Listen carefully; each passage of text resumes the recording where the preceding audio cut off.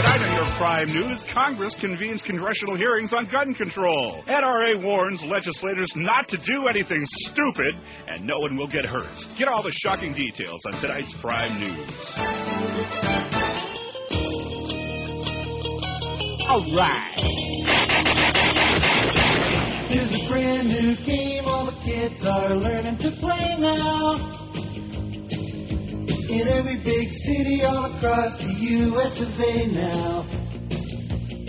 It's called Get Yourself Some Hardware and Blow the Other Fellow Away now.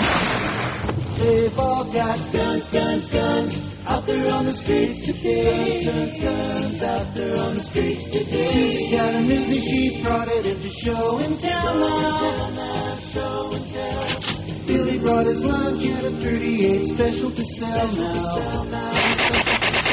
They can terrorize a teacher and she'll let them out before the bell now. They've got guns, guns, guns out there on the streets today. Guns, guns out there on the streets today.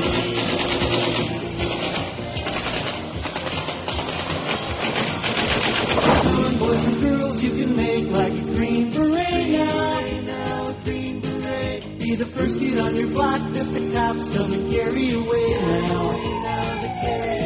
So what if Johnny can't read? He can still join the NRA now.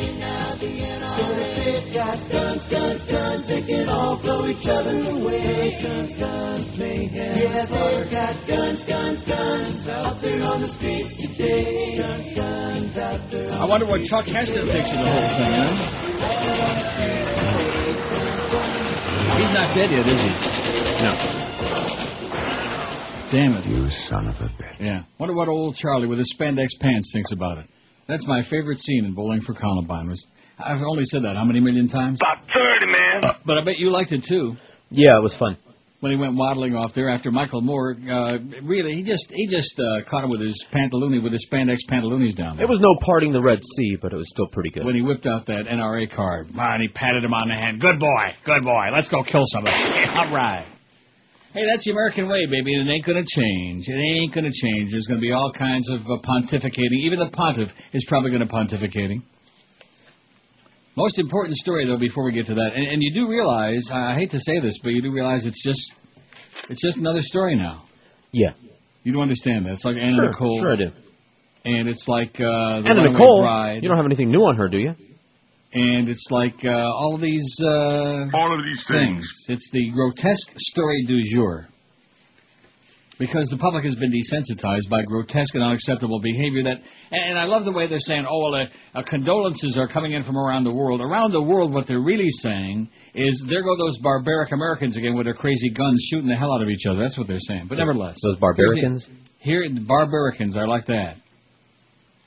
Remember that, Conan and the Barbaricans? Mm-hmm. Saw it twice. Cape Coral. Here's an important story that I think you can relate to, especially with your current gastrointestinal grief. A woman arrested for shoplifting has blamed the crime on irritable bowel syndrome, authorities said. Right. Rectum. For shoplifting. I'm going to start using that as an excuse. I'm going to go out and pick me up some goods. Sounds great. Yeah. What was she? Was she stealing some Imodium? I mean, what was she stealing? Well, can we get to that? All right. Oh, it doesn't really say what she took. Helen Gallo, 61, of Clearwater, was arrested Sunday after allegedly shoplifting from a Cape Coral grocery store. Well, you got to get the right groceries if you got IBS. Maybe she was getting some beans. Some Dinty Moore beans and stew and or some man, vino. Talk about food for Goyim. That would be a good poll to take someday. What food is the most for Goyim? All right. I think pork and beans. I don't know that Jews eat pork and beans. The Daily Breeze of Cape Coral reports Gallo reportedly told authorities that she couldn't wait in line, although as we say in South Florida, online, she couldn't wait online because she has irritable bowel syndrome, according to the newspaper. I guess what that means is that nature was calling. You can relate to that. Yes, I can. And so can I at my advanced age. Gallo was charged with petty larceny, and there it is again, P-E-T-I-T, petty larceny. Up until I started reading this stupid crap on the air 100 years ago, it's not a thing that you usually see in print. Petite larceny. I beg your pardon? It's petite larceny. It's just petite. Just a tiny little larceny. Right. More French crap. If we didn't get it from the Brits, we got it from the frogs, baby. That's the problem with America right there. Plus guns. and the crazy people like George Bush. Gallo was charged with petty larceny, released Sunday from the Lee County Jail on $500 bond. She did not answer a telephone call placed by the AP to her home. It wasn't known if she had an attorney. She was shoplifting in the grocery store because she had irritable bowel syndrome and she couldn't wait online. So she grabbed the goods and off she went. I can't blame the bitch. You know, I haven't had IBS for a long time. It's not good. It makes you irritable. Although I haven't really had the real bad stuff lately. Oh, and I did mention yesterday, and I got sidetracked, that I found 2 restaurants. Well, not that I found them, because I've been eating there for a long time. But there are 2 edible restaurants in Amsterdam. Mm-hmm. 2 restaurants where the food is edible. Although you can eat the restaurants if you like. Most of the places there, you'd be better gnawing on the wood than eating the food. Oh, my God. Oh, that Dutch cuisine, man. That pea soup, that green pea soup. Even Linda Blair won't go there. Can I tell you what the restaurants are? Sure. I mean, who knows? I might go someday. I'm not talking about for your benefit, for any of our... I mean, it's that time of the year. It's the 17th of April. A lot of people are going on vacation. Right now is a good time to be planning vacations, like my next return to Amsterdam. Oh, brother. Now, there's Zach, who held off the gunman. Zach's a good-looking young man there at Virginia Tech. Not that it makes any difference, of course, whether people are good-looking or not, but, you know, we'd much rather look at the ones who look fairly good. I'm not saying he's real good-looking, but he's you know, doable. Now, that was a terrible thing to say, wasn't it? I bet you Imus wouldn't have said that. He wouldn't have said that kid there is doable. How would you have known if he had? Well, how about doable in Louisville? Now, what was I just saying? Oh, the first one is DeMarquis. Now, I know I've run hot and cold on DeMarquis, just like Amsterdam itself, you know. It's like anywhere you go. If you have a great time, you say, oh, man, what a great place that is. And if you have a crappy time, or you get sick there or something like that, or you get pickpocketed, then you say, oh, that's a horrible place, don't go there. DeMarquis on the damn rack. That's got like a certain alliteration to it, doesn't it? DeMarquis on the damn rack, it's not too bad. And they can't make up their mind what they want to be because they've been sold about 4,000 times in the last since I've been going there. Do you know I've been going to Amsterdam for 20 years? Wow. I've been going to Europe for 20 years. First trip I made to Europe in 1987, I went to Rome, Copenhagen, and Amsterdam. And you know what kind of time I had? Gay. That's it. Anyway. And the other one is, I don't know what the name of it is. It's a Mandarin restaurant. It's south of the Dam Rack. It's on the other side of Dam Square. The southern extension of the Dam Rack, which is like the main tourist street, is called Roken. You know what that means in Dutch? It means smoking. Oh, really? Smoking. Huh. Yeah. Literally. Like you'll see signs that will say, like in the airport, niet roken, which means no smoking. Roken. And you have to roll the R's. And you Julios, man, if you know how to roll the R's, you're not even in the same league with the Dutch. Roken. Roken. You got to really roll it. Roll up the rim to win. Don't worry about it. But anyway, it's a Mandarin Chinese restaurant. You go upstairs, and it's right there. It's right there. I guess next time I go, I should figure out what the name of it is. Other than that, don't eat there. Just go to Mickey D's. And don't go to KFC. Wow. You think you got intestinal problems with that broad over there in the West Coast. Wow, wow, wow. They have some kind of extra special thing they put in the chicken at KFC in Amsterdam. It's right next to McDonald's. So and they got Burger King there is exactly the same. That's one thing, and Pizza Hut. One thing I will say about fast food joints, and I can't say too much about them, and that is the consistency. McDonald's in Amsterdam or in Rome, and if you go to Rome and eat McDonald's, you need to be shot. But once I did. Moment of stupidity. It was just like a snack, 3 triple cheeseburgers, something like that. But it's exactly the same no matter where in the world you eat that stuff. And in Amsterdam, Mickey D sometimes is a very pleasant, refreshing change from the swill that they profess as food at most of the restaurants. So there's a little travel tip for you, no extra charge. Here's the poll from yesterday. And boy, am I proud of myself that we're not doing this anymore. I hate this poll. Is Miguel aware of that? Are you aware of that, sir? No. Now, where's Chris and Josh being out today? What's that all about? I'm not sure. Chris said something. Sure? I mean, Chris said, hey, I'm going to be gone tomorrow, and then, blah, blah, and then I stopped paying attention because I didn't care. And then I forget why Josh isn't here. He's probably got a hot date from all these guys on MySpace that want his ass. Boy, I'll tell you. For a guy that's as marginal looking as Josh, and he really is, he's sure gotten a lot of attention off of that of this show. Put some product in his hair, it'd look way better. Some product? Yeah, some dippity-doo. Oh, I thought you were talking about product in his... Rectum.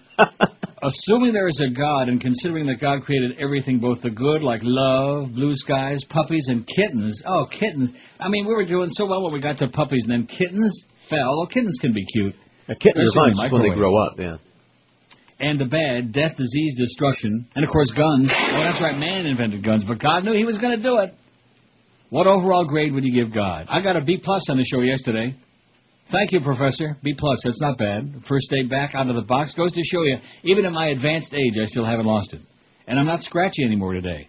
No, you're not. So I think I got over whatever disease I picked up in Amsterdam. I didn't pick up no disease. I did not. I'm not unclean. I didn't pick up no disease. I didn't bring back no bad nothing. In fact, I'm ready to go back right now. Oh, God, if you knew. Here's the poll result.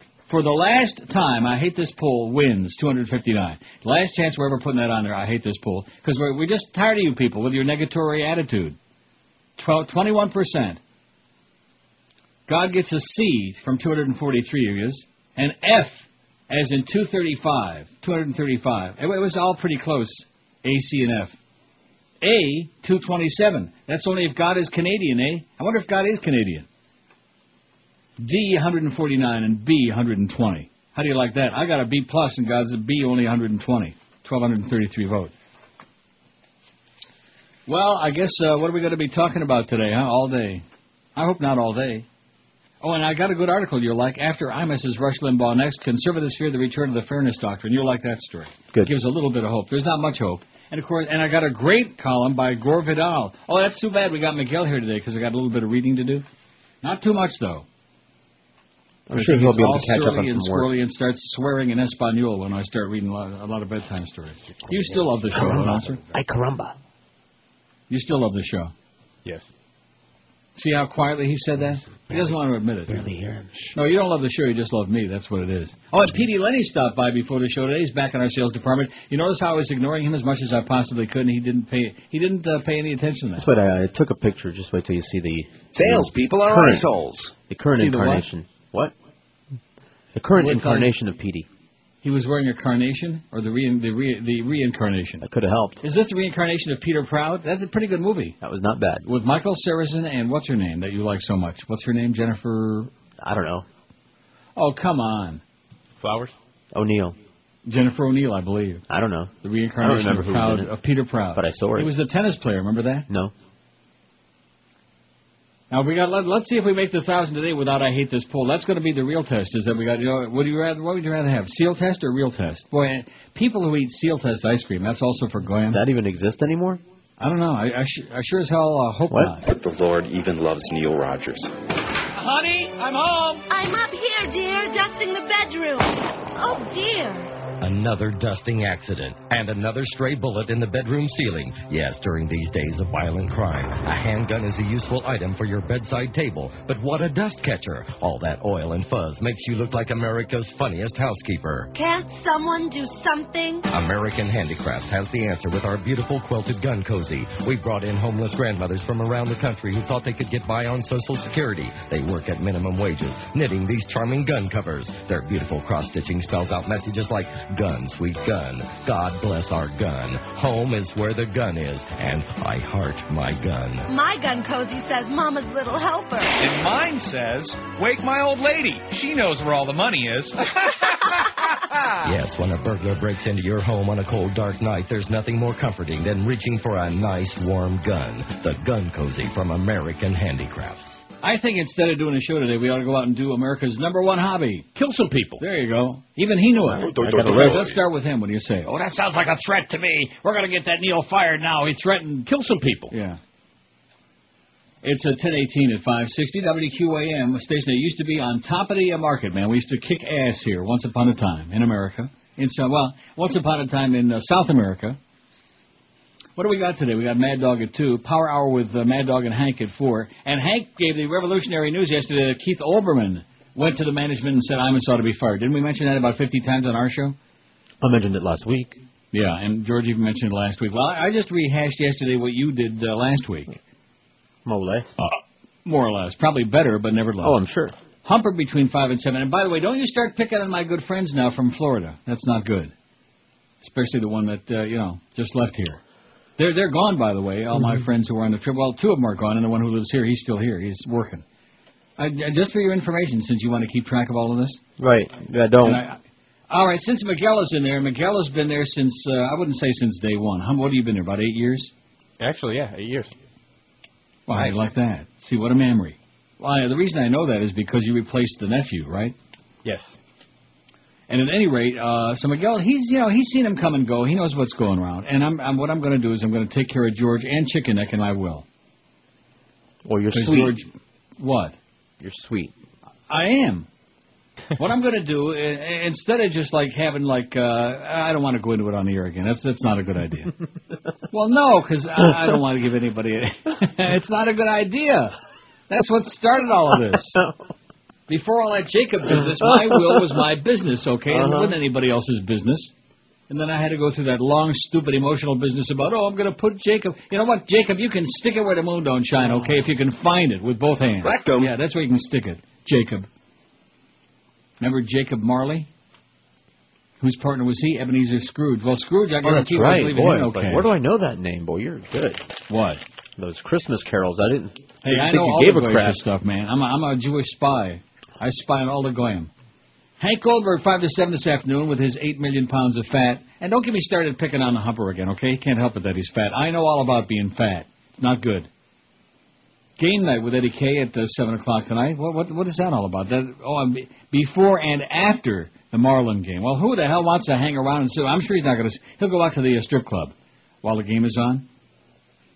Because who the hell wants to sit around in there during the entire Marlin game? Even Eddie K won't put up with that. No way. Will he sit there during the entire game? Absolutely. He keeps Why is that? Absolutely. Why? That's what he does. Game night with Eddie K at 7. Marlins on deck at 7:30. The Marlins at the Astros, 8:05. Is Craig Biggio still playing, or did he retire finally? I think he retired. You think? You just made that up. No, I really do think he's... I'll Google it right now. Google it right now and see if Craig Biggio... Boy, he sure... Even the last time I saw him play, he still looked pretty good. And then when he started talking, all those years that he played, I thought he was like a southern Yahoo kind of kid. And then he's from Brooklyn. He talked with a Brooklyn accent, like some kind of a, I don't know. And then game night with Eddie K again after the game from 11 till 1 in the morning, till when the game ends till 1 in the morning. So Eddie K, even though he got dumped, we brought him back big time. He's on more now than he was before.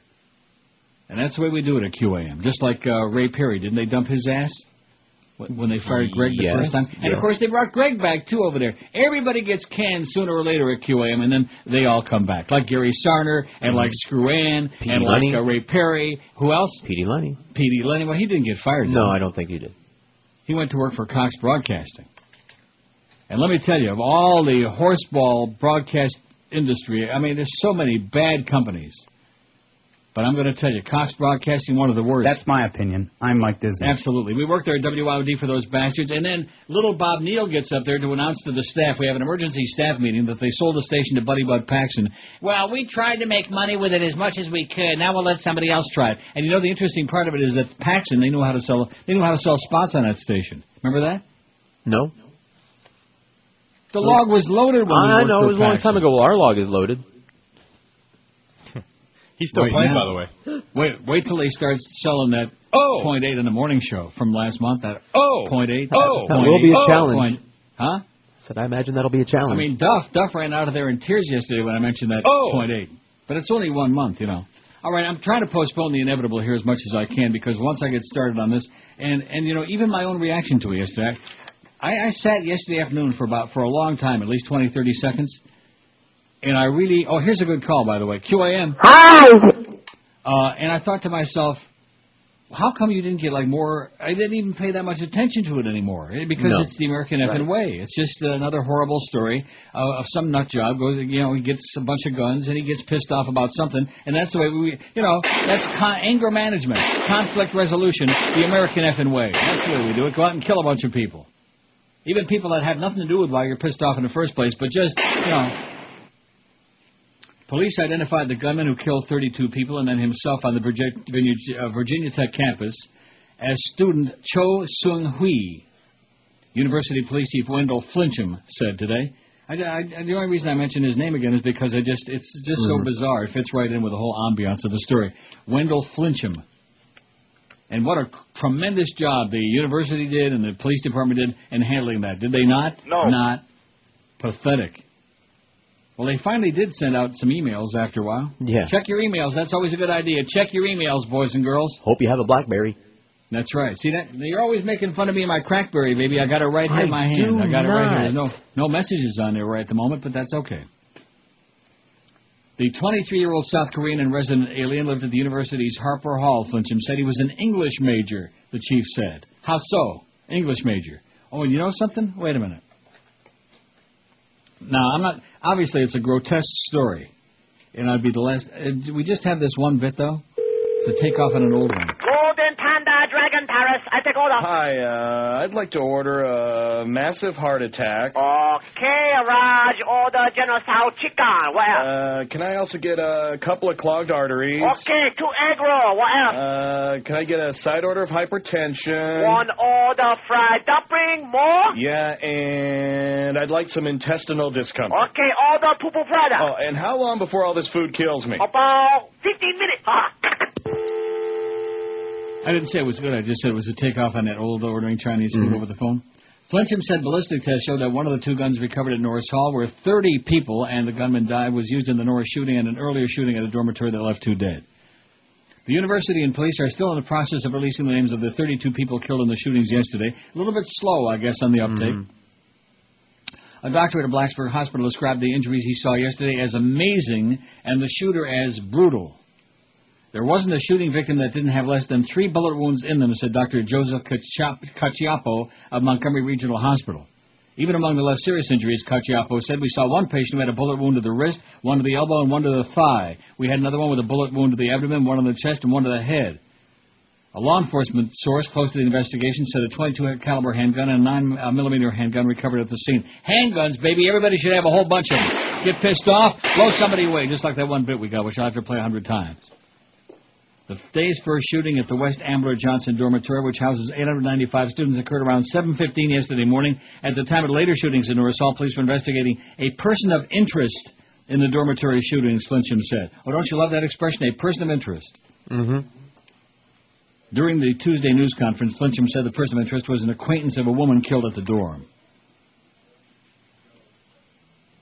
They defended the university response to the dorm shooting, saying police believed it to be a domestic fight, perhaps a murder-suicide that was contained to one dorm room. And they said, hey, don't worry, no problem, no worries. And on a bang like that, all of a sudden, he's over there at Norris Hall blowing people away like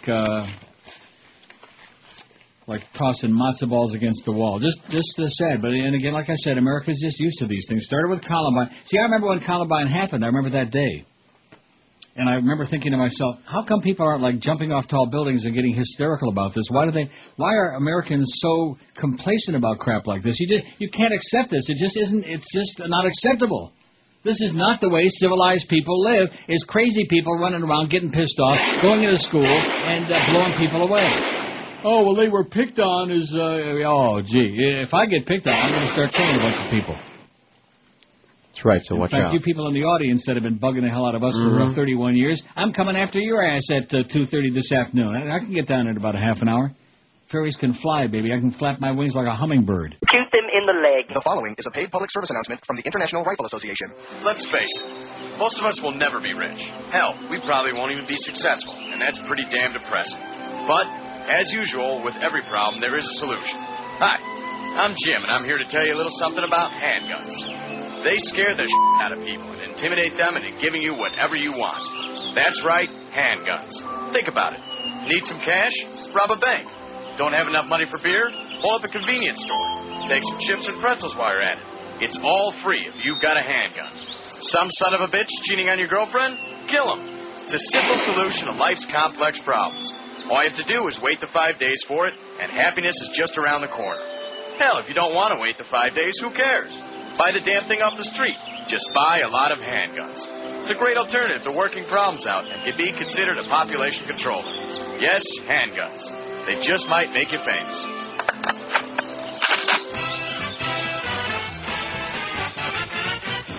Join the NRA. Shoot your gun today.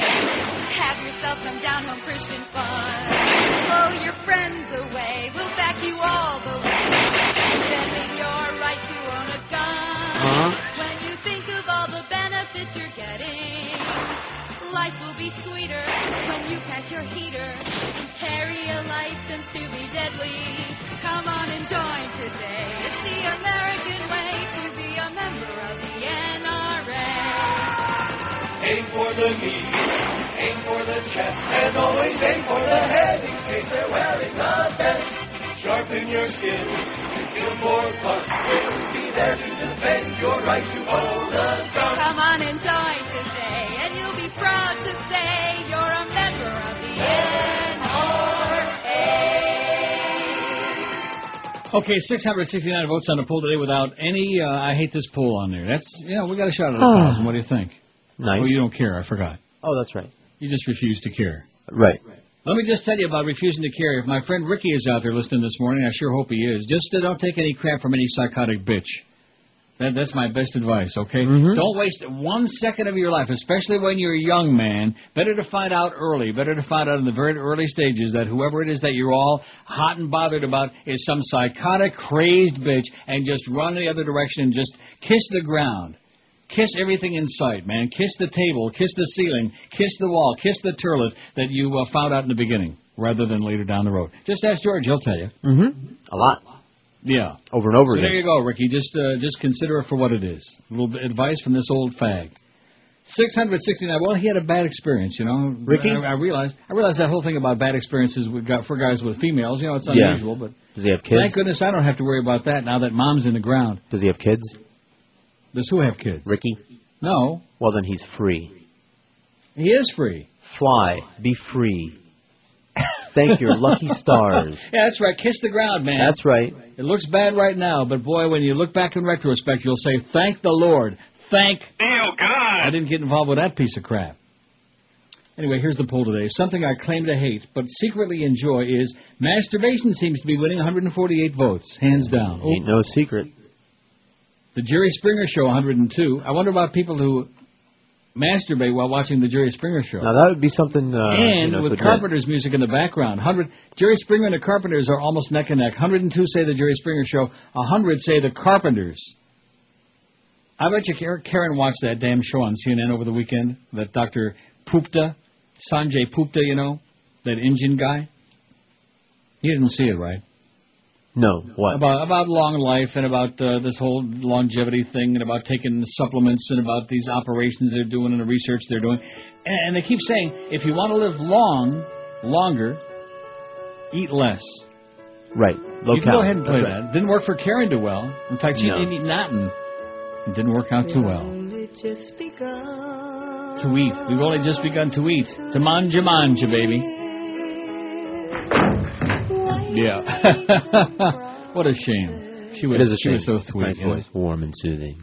Yeah, warm and soothing, and very manly, too, as a matter of fact. She had a very manly voice. Nevertheless. For all we know. Anyway, the Carpenters, I love the Carpenters, and it doesn't bother me.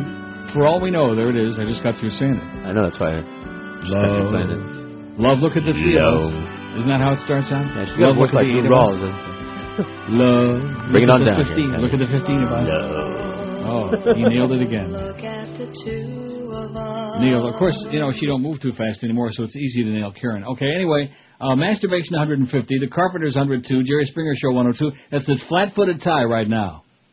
And there's another stupid expression, a flat-footed tie. Well, what does that mean? I don't know. Somebody said it. Flat-footed my ass. Probably. Neil's polls 65. Secretly enjoy my poll. Vanilla ice cream 63. That something. I'm sorry. If I live to be 3,000, I just don't understand that. And then if I live to be 3,000, you won't get nothing from my will. I think all week long we ought to talk about that, about Neil's will. Okay. I love that bit. Everybody loves that bit. Nice going, Chicken Neck. And you're right. I'm going to throw a little something in there for him too. He's going to need some oxygen. And those tubes don't come cheap. I know. Those what? Tube. Yeah. Vanilla ice cream 63. Homosexuality 60. Wow. I don't claim to hate it, and I don't secretly enjoy it. I enjoy it anytime I can get it. Country music 58. Rap music 24. Well, that's way down there. Rap music. I wouldn't admit that in public if I was you, especially nowadays. It's not acceptable to admit to be liking rap crap in public. The Neil Rogers Show 22. They claim to hate it, but they secretly enjoy it. Now, that should have a lot more. You're lying, man. You people, if I'm dying, you're lying. Religion, 16. I claim to hate it, but I secretly enjoy it? What does that mean? They go to church in disguise. The first one on there. They're rubbing their rosary beads a lot or something. course, I can't tell you where they got the rosary beads hanging, but you can use your imagination. Hang down your head, Tom Dooley. Republicans 10. Oh, I really enjoy them, yeah. And Democrats only 6. Solamente 6 out of 678. Well, I don't know. Let's see. We get 7-something by the top of this. I'm trying to figure whether we're going to get 1,000 on our first I hate this poll-free day ever. Well, I won't say ever. When did we start doing that stupid thing? When did I start doing that? I don't want to, lump you in there. Was my doing? The I hate this poll idea? Yeah. I don't know. Maybe Eric can research it. That would take a lot of research because then you have to go back through all, I'm sure he's got a search engine and he can do it. He's got a search engine? Or is that search engine? Search engine. Engine killer. 683. I think we got a shot at 1,000 today. This audience will come through for us, especially now that we got rid of those negatory people. I hate this poll, Neil. I hate it. No matter what you say, I hate it. Yeah, we hate you, okay? In fact, like I said before, South Florida could be a wonderful place. All it needs is one thing, a people transplant. That's all it needs. And then the president's going to be there at Virginia Tech at Blacksburg today. Isn't that wonderful? One of the pocket people of the NRA, one of the worst gun-toting lunatics, gun-loving pieces of turd that they said, we'll have an office in the White House right next to the president. Ha, ha, ha, ha, like that, He's going to show up there today for another photo opportunity to tell everybody how depressed and sad he is about all those dead young people. Just like the 3,300 dead young people in Iraq, Americans. Court. Judge Lawrence Corda presiding. You've been sworn in, I've read your statements, and done 2 bingers of the kind. Plaintiff dude, what say you? The defendant dude, who I thought was my bro, snarfed my last piece of pizza. Whoa, defendant dude, that seems egregiously harsh. What do you say in your defense? I totally spaced it. Being famished after a marathon hacky sack sesh, I noshed it hard, and then washed it down with the grape Fanta. For that, I'm truly sorry. You are guilty, but have shown remorse. I rule the defendant shall buy the plaintiff dude a pizza with his choice of toppings. I object! Wow, plaintiff dude, on what grounds? On the grounds that I would also like fudgems. Sustained, and most righteous. So ends the Stoner's Court. I will now return to chambers, place a rolled-up towel under the door, and research the case of Zigzag v. Joker. Court is adjourned. 14 before 11 at 560 WQAM. So what's the story? Craig Biggio still playing or what? Yes, sir. What did I tell you? See, I knew you were full of crap. 41 years old, and he's still playing. So what's the big deal with that? Now these guys are playing. Who's the one guy with the Mets? What the hell's his name? He's like 49 or something? Julio Franco? Is that who it is? Francisco Franco? Franco-American? Yeah, that's who it is. He plays like once every now and then, a pinch hitter, whatever. Once in a while, they pinch him. Yeah, he's like 65 now. Is he really 165? Something like that. Well, that's the way it is, because it's a pansy game anyway, baseball. I don't watch that crap. Watched a little bit of the Buffalo Islander game last night. And the guy that emailed me on MySpace while I was in Amsterdam about being an Islander fan, and, you can stick it, man. Are you a crazy person or what? I'm going to root for the Islanders? I was hoping they'd lose 4 straight. They did luck out and win 1 game there, but they're going to get blown out in 5 by the Sabres. You kidding me? I'm going to root for your Islanders, who edged out the Leafs for the playoffs. Are you a crazy person or what, huh? Absolutely. Of course you are, schmuck. I'm having me a great time in Amsterdam on vacation, and this schmuck, this schmeckle, sends me a stupid-ass... by the way, speaking of emails, thanks to George. Huh? Well, you and I made Ricky chuckle a little bit. He's very depressed. He had this horrible experience, which I'm not going to do. Yeah. Oh, Ricky. He was listening, and will you stop? I'll trade you, Ricky. You'll trade what? Dilemmas. Oh, I see. Yeah, well, you're trapped. Yeah. Like you said, he doesn't have any kids, and he ain't hitched. I guess he would have liked to have been hitched till he found out hitched with a bitch. Not a good idea, yeah, Ricky. No. Don't do it. Don't do it, baby. Skip a happy tune, whistle a happy tune, skip to the loo, whatever. Right, skip to Maloo, right, whatever the hell that means. Skip to So Maloo. speaking of skipping, Eric, who was already working on your question before I even passed it along, yes, says that the first appearance of I Hate This Poll was on December 4th, 05, but wasn't on there regularly until February 27th, 06. Oh, so it's only been about a year and a couple months. Change. Huh. Hello. And Eric is the best. Yes, sir, hello. Hey, Neil, how you doing? Okay.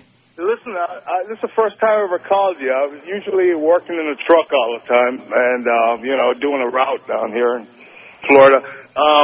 Listen, I've been listening for like 20 years, I enjoy your show. I just wanted to call up and say, man, thank God you got the show going on. Thank God. That's what I say every payday, man. Thank God I got that show going on. It keeps me entertained all day. Good. And the price is right, man. It don't cost you a dime. It's the best show going. I listen all day long, so I just wanted to call and say thank you. Another thing, your MySpace page got set to private, and I'm not too illiterate on computers, so too illiterate, right?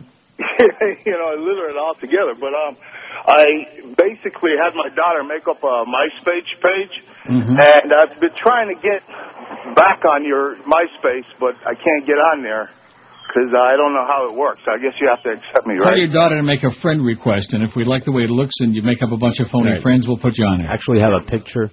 Yeah, don't send me one with no picture, because if there's no picture, I'll just delete it immediately, if not sooner. We just have too many spammers and hamsters and stuff like that. I'm going to have to let her put my picture in there. How old is your daughter? She's 23. Well, that's right up her alley, then. That's the perfect MySpace age. In fact, put some naked pictures of her on there, and then we'll definitely put her on there. I haven't been able to get on there yet. I'm going to have to try to see if I can get her on the case. Okay, thanks a lot, Pally. No You're problem. You're killing me. Have a great day. 7:07 on the poll. It's not even 11 o'clock yet. We're going to make the 1,000 today in spite of what Miguel says. Well, maybe with Miguel there, we'll get all your people voting on the poll. Pues claro. Get all Miguel's compadres from Chicago. You're the only, I don't know, well, I guess there's quite a few Cuban people in Chicago, right? And in Jersey, places like that. We have cells everywhere, in case you didn't know. Cells? That's right. I don't want to pull an Imus now. That would be really bad. Yeah, that would be bad. I wonder if there's a bunch of nappy-headed hoes in themselves, nappy-headed pimps, too. We got all types. I'm going to go take me a nice little nappy. Ho. America, man. In fact, you know something? Gore Vidal, what perfect timing for this, because I would take a bunch of these other... Well, I will. WQAM, hello. Hello? Yes, sir. Yeah, is this Neil's show? This is Neil, yes. Oh, great. Am I speaking to Neil? Yeah, it sounds like me, yes. Hey, well, I just wanted to thank you for your great program, man. I've been listening to you for a lot of years. I've never called you. And it is just wonderful to hear and I'm not, kissing your behind. But, go right ahead. I'm bending over right now, man. I'm just telling you the truth. The fact of the matter is you're great. You really are a breath of fresh air in this market. And it's nice to hear a voice of reason and sanity in an otherwise just deplorable, horrible radio market in South Florida. Cesspool, yeah. Radio cesspool, man.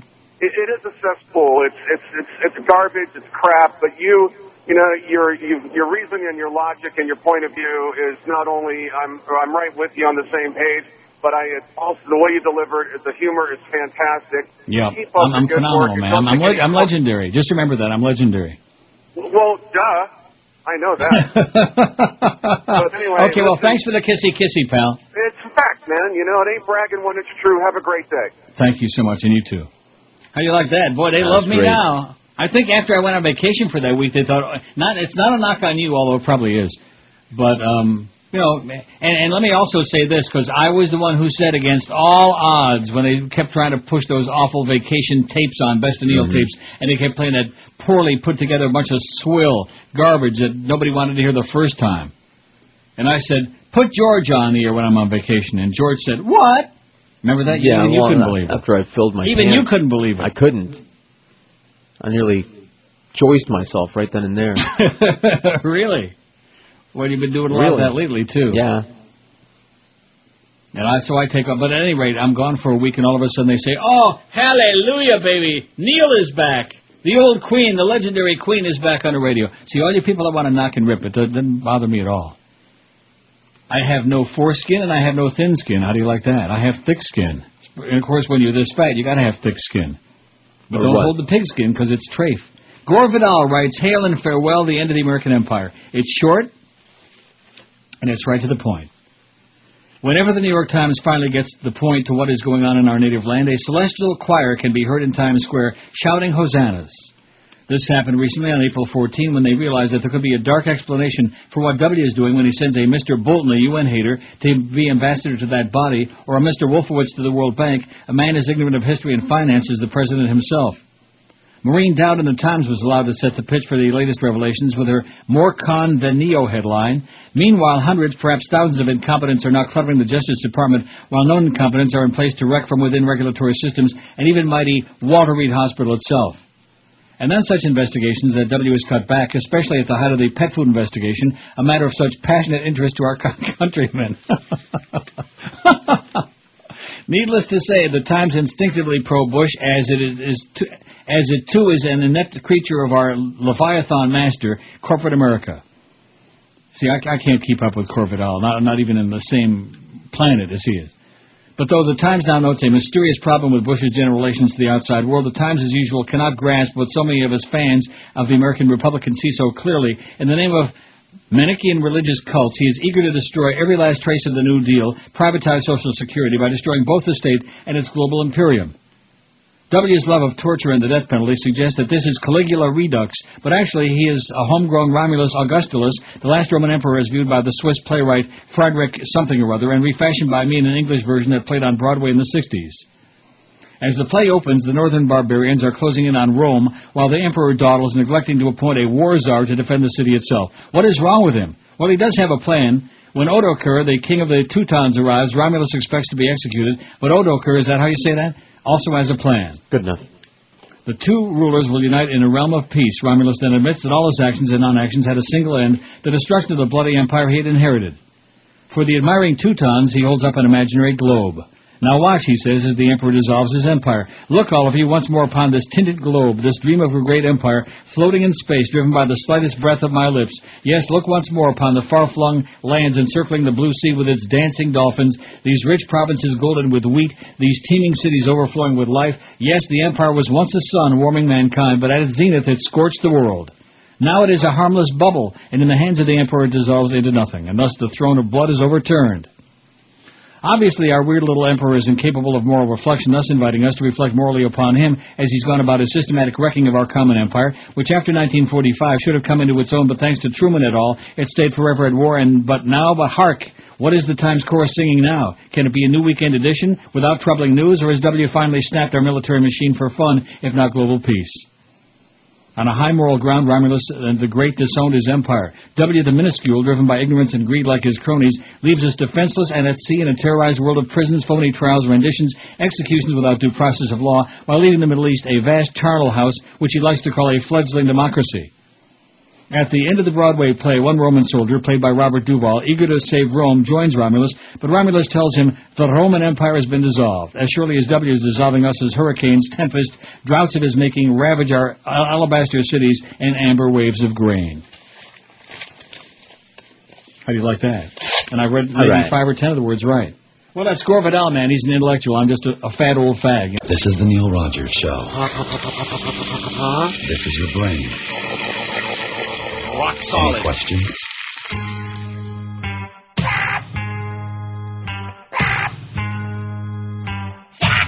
Hot show, Amish in the city. What's this thing called electricity? L.A., where it's hot and muggy. Ain't no place for a horse and buggy. They might go on a bender, wearing big hats and funny suspenders. But back home it's a different world. No phone, so you can't call girls. Come on, and raise that barn. They can't swear, they can just say darn. Tune in. If you miss, it's a pity. These kids, they can't stay the same, cause they're Amish in the city. Cause they're Amish in the city. No more eating only mutton. They can use zippers instead of buttons.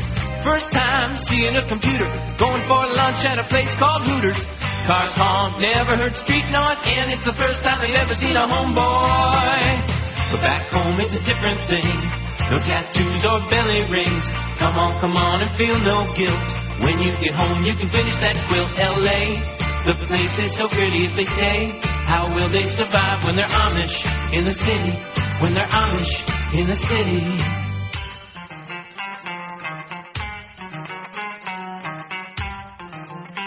Even the Amish are shooting each other. Remember that? Not that many months ago. That was the Amish did not shoot anyone. Well, some Amish got shot. Well, whatever. There's the picture they're showing on CNN of that. I better watch myself. That North Korean gentleman. Yes. That slime ball. Person of interest. Cho Sung Hui, 23, Woe is me. And he's ugly as hell, too. At least he was. He's dead now. I bet he don't look even that good right now.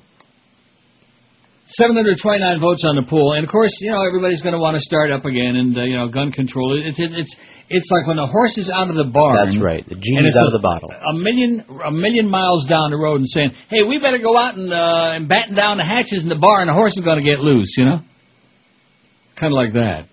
In addition to which, most of you people are so brainwashed into thinking that this is the way the real world operates, with everybody owning guns. Oh, they're not going to take away my guns! Because if they take away our guns, God only knows what the government's going to do then. Right. We trust this government now with all the guns you got? Who the hell are you kidding? They'll squash you like a bug. And then there are the engines. Are you starting with that Defo crap again? Gun killer. Jesus, God, I thought we got rid of his ass. That's one thing. You never hear about him at all. Is he still on the air, Miguel? Is he still... Ask Miguel, please. He is? Yep. Boy, it sure is one of the best-kept secrets going. Of course, QAM is also one of the best-kept secrets. Thank you, Joe Bell, for the tremendous promotion. And since our promotions director is sitting right there in a chair and just opened up a mouth a moment ago, what have they got in mind for any promotion anytime this century? Anything at all? Or are we just going to see if we can get it down to about a 0.2? Well, we got to hit the bottom first, and then we'll go from there. Oh, I got news for you. We got some day parts that are... You talk about the Titanic... The barnacles are even embarrassed. They're scraping right along the bottom, baby. Right along the bottom of your pimply ass. 730 votes. Now, let's see if we can get about 8-something by noon. 8, whatever. We should be okay for 1,000. Now, wouldn't that be a feather in my old cap? In your what? A feather in my sock if I wore any, which I won't, and I don't. 730 votes. Now, this is the first day. Now, so what did you say, December of 06? December of 05 was the first occasion, but regularly February of 07. February of 06. So it's about... 06, what you said.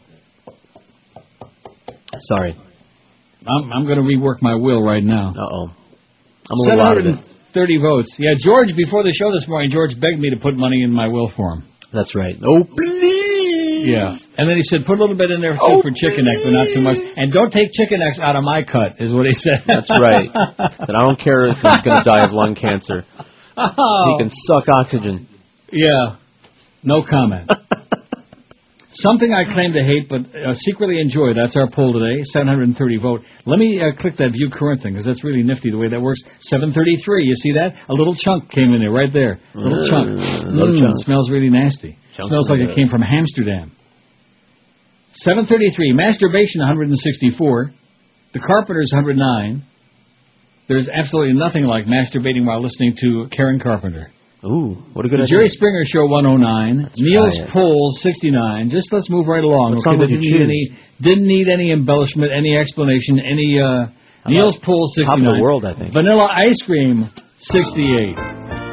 Oh, yeah, top of the world. I like that. That's pretty corny, pretty syrupy. It's kind of like saccharin, as a matter of fact. It's like got sorbitol in it. After you listen to it for about half an hour, your brain's out. What happened to it? It's coming. Here it comes. Oh. Every something, whatever, to me, okay. You know when the last time I did it was, don't you?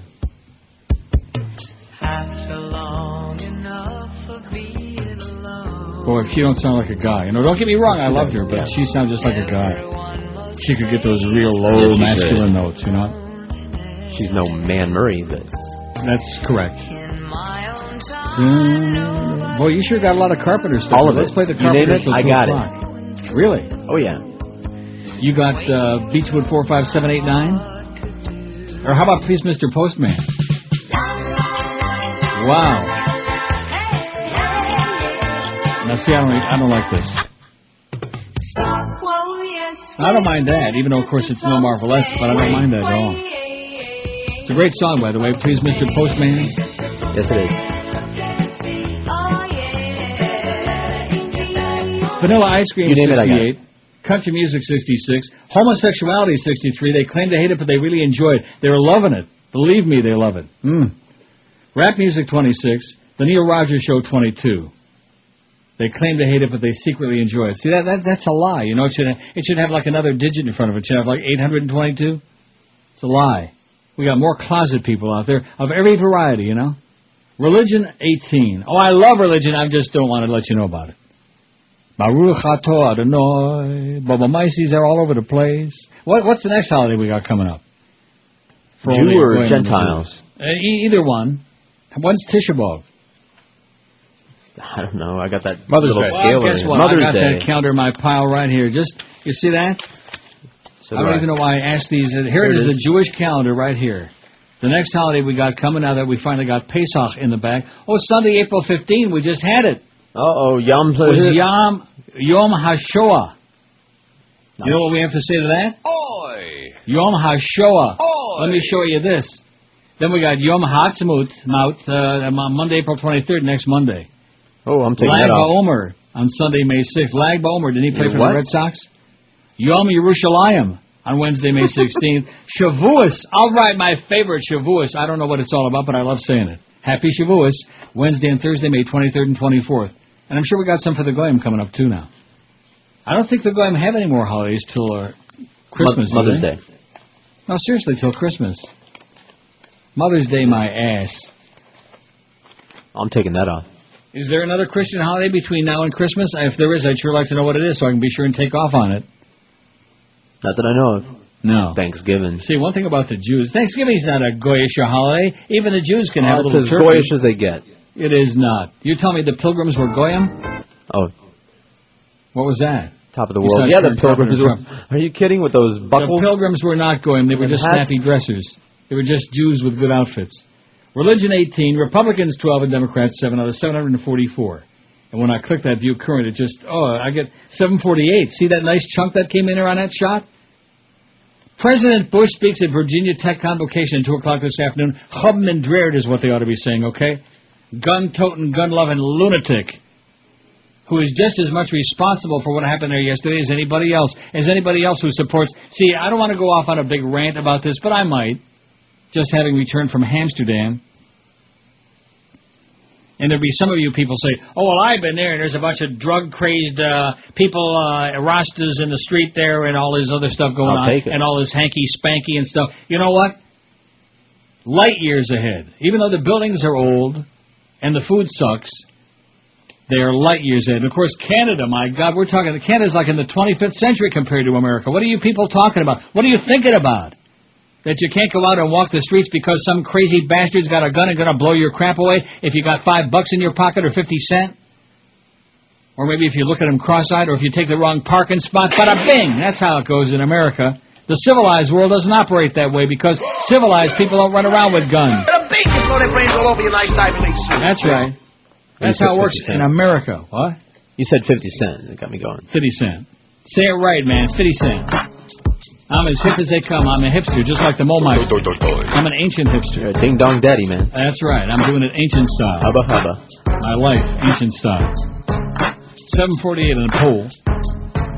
You're going to get me going now. You're going to get me honest here pretty soon. You're going to start with that. That's what I say. Fat. Fooey. Act. 752 on the poll, by the way. And what are we trying to get? We're trying to get like about 825, 850 just to cover our ass by noon. See, Miguel, you're sitting in the chair there. You're supposed to be keeping track of this kind of stuff. Oh, okay. You're supposed to pretend to care like Chris does. The only thing Chris cares about is getting his free lunch every day. You got that right. And if I was making the kind of nickels and dimes that he's making, 50 cents, boy, that's all I care about, too. Because I couldn't afford to buy my own lunch if I was making what they're paying him. He does okay. He's a good guy. He is a good guy. I'm not saying he's great. He's no Josh, but then again, he just started. He's only been on here since early in the year, right? Right. As soon as we get some weight off of him, weight off his ass, that was hair on his another head. nice thing that Joe Bell did for us. You know, stole Josh Cordes away, who was becoming so popular that he was like in great demand even on MySpace. That's right. Unfortunately, it was all the guys that were after his ass, but they know as far as chicks are concerned, he's got that Russian girlfriend with all the vodka and the big boobies and stuff like that. Huge. Really? They're freaking phenomenal. Oh, maybe that's what they want. Maybe that's what your friend Christopher was trying to get to, is get to her through him. You know what I mean? Maybe. Remember Christopher, who was a phantom? Yeah. Christopher, a.k.a. several other people, several other phony people on there. Well, I'm sure glad that we put a little smile on Ricky's face there after he got Ricky, shined you're by a some lucky man. Pitch. Yeah, consider yourself lucky. Do a cartwheel. If you don't know how, it's easy to say. You know, when people are depressed and they're down in the dumps and they feel like they've been screwed over and stuff like that. It's one thing to go all the way over there to the West Coast to get screwed, but to get screwed over, that's another story. Oh boy, it's not what he had in mind. We're thinking about you, kiddo. I don't want to tell you what we're thinking, but we're thinking. 753 votes on the poll. I'm going to keep you really tight in on that because we could talk about that or we could keep talking about the 32 innocent people who died at Virginia Tech yesterday and why they died and why nothing is going to happen to change it and why most people don't give a crap anymore. Get a lot of it. Sports! Neil Rogers on Sports Hole Radio, WQAM. Do you have what it takes to be in Neil's will? If you do, you will. Sport Hole Radio 560 WQAM invites you to listen and win with the 560 QAM Neil's Will contest. Simply cut and paste someone else's profile and pick to MySpace. Or in 50 words or less, write why you should be in Neil's will on the back of the postcard and send it to WQAM Studios in the McAllister Hotel. Then, when you hear this sound, that's your chance to inherit millions, perhaps even billions of dollars. Millions of dollars. All contestants must be male, no younger than 18, no older than 25, must be shaven and smooth. Judges reserve the right to eliminate contestants based on a Brady-Quinn similarity rating scale of 1 to 10. Runners-up will receive an autographed duplicate of Neil's will, suitable for framing. Any duplicates of Neil's will found under your windshield wiper in the parking lot will be voided by law. All prizes will be awarded by Michael Anthony, and the grand prize winners are asked to be patient for an indefinite period of time until Neil decides to die. Well, listen, I'm not going to die any time today, so what I'm going to do is leave right now. I'm going to take all the money I got. I'm going to take zillions of dollars. I'm going to go out and have me a great time. How's there that you sound? go. That sound like a plan? Just wrap the $100 bills on you. Just stick them to your body and wear them as clothes. Huh? Yeah, watch them get peeled off one by one. No, It'd be actually, appealing. tomorrow, you do know what tomorrow is, don't you? Woodbine Wednesday. That is correct. And, of course, the audience is probably wondering, and don't forget they got the slots open at Pompano now as of this past weekend. Too bad that they're not sending me any information to put on the air after 30 years of, but whatever. But the slots are open at Pompano Park. I just thought I would mention that now. So, next time if I ever come down there again, I might just go there and plunge my guts there, too, as a matter of fact. Spread it around a little bit. Spread it around. If you got it, spread it. And the money, too. Isn't that what they say? I told her. Oh, God. WQAM, hello. Neil, how you doing? Welcome back. Great. Thank you so much. A couple things. I've been doing some polling of high school students, and a lot of them want to be involved in the election process, like 16 and 17-year-olds. Because what do you mean you've been doing a lot of polling of high school students? Where has this been? On street corners? I don't get it. Cops are looking for them. It's a referendum. Like referendums, you know what I mean? Giving these different high schools papers to fill out for their students to get involved in the election process. Get involved in the election process? How do they get involved when they're 16 and 17 years old? They cast phony votes? No, by trying to get the legislators to change the law. To change what law? The voting law of 18. To what? 15? 10? 5? 4? 3? 2? 1? Get out of here, you nut job, you pedophile, man. He's just looking for an excuse to go out there and, grab onto some ass is what he wants. Yeah. Polling the high school students. Yeah, that's right. I'm sure he is. Referendum. 760 votes. 760 WJR Detroit. Boy, it used to be a great radio. Well, it never really was. They had the Tiger games, though, on with Ernie Harwell. Long time ago, man, when the radio business was worthwhile. Let me just say it again. Radio is dead, okay? Get it over it. It's dead. Done. Finished. Done. Through. Adios. We're a ghost. Finito. Benito. Arrivederci. Totzines. Dewey. Well, there's the picture of that North Korean guy again. We don't want to start picking on North Koreans. And I'm going to tell you, the first person that comes on the air anywhere in America and says gook, he's done. I'm telling you that right now. Am I right? Yep. They'll throw the book at him. The book? Yes, the book. You just know it's going to happen. Because they're going to try to out Imus, then they're going to wind up getting canned. And they're not going to have all the millions of dollars to back them up like that old drunk has got. Like that, you know? And when I heard, I think it was Kenny this morning say something about Imus was making $7 million a year. $7 million a year for a dead man to be sitting in a chair? I'll take that job right now. I can chew gum and mumble. I don't have any gum right now, but I can go get some. I got some. Here. Well, good. You chew it and I'll mumble. How's that? Right at the ranch. And, of course, all the money raised for charity. We're supposed to consider that he belonged on the air because he raised a lot of money for charity. How about if he would have just gotten off the air 15 years ago and gone out full-time and raised money for charity? Bunch of baloney. WQAM, hello. Hello? Yes, sir. Hey, it's Neil Rogers Show? Yes, sir, speaking. Hi, it's Chris. Hey, Chris. What do you got? Is this Neil? Yes, it is. Hey, Neil, I wanted to know what you thought about Barack Obama. I'll hang up and let you tell us. Let me oraculate? Okay. Now, that poll, CBS has got a poll that I didn't like too much because Hillary's way ahead in that one. But the new CNN poll yesterday showed Hillary had 36 and Barack had 28. And nobody even knows who he is yet. He is your next president. I don't care what George says. Who was giving me crap? Was it you that he can't get elected? I don't think I said that. Somebody was giving me that crap, and whoever it was, I'm gonna tell you right now, anybody gives me that crap that Barack Obama can't get elected, I'm gonna just blow their crap away. Just like that North Korean kid did there, that Cho Sang-hui, that gentleman. They always say this gentleman. What is that? He's a crazy person. He's not a gentleman. A gentleman implies a gentleman. Gentlemen don't run around blowing people away, okay, with guns. Right. And all of these things. Gentleman, my ass. It wouldn't be the first time. The man. And he's got tremendous momentum now. He's got the old Mo. Wait till Mo gets out there campaigning for him. Like in Sunrise Lakes and in Boca, where all the old Jews live. Now, let's see, what do we got on that poll? I'm hoping we make the 1,000 today because it would be pretty embarrassing not to do it after you came up with that awful idea of getting rid of I Hate This poll. 764. Oh, we'll be way over 800 by noon. Even Miguel knows we can do that. Not that he cares. Is he paying any attention at all, or is he eating and stuff? Not eating, but not paying attention either. Oh, that's okay. WQAM, hello, just as long as the spots get on. QAM. Hello? Yes, sir. Hey, Neil. Yep. Is this the George Rodriguez show? What do you want? WQAM, hello. Good morning, Neil. How you doing? Okay, sir.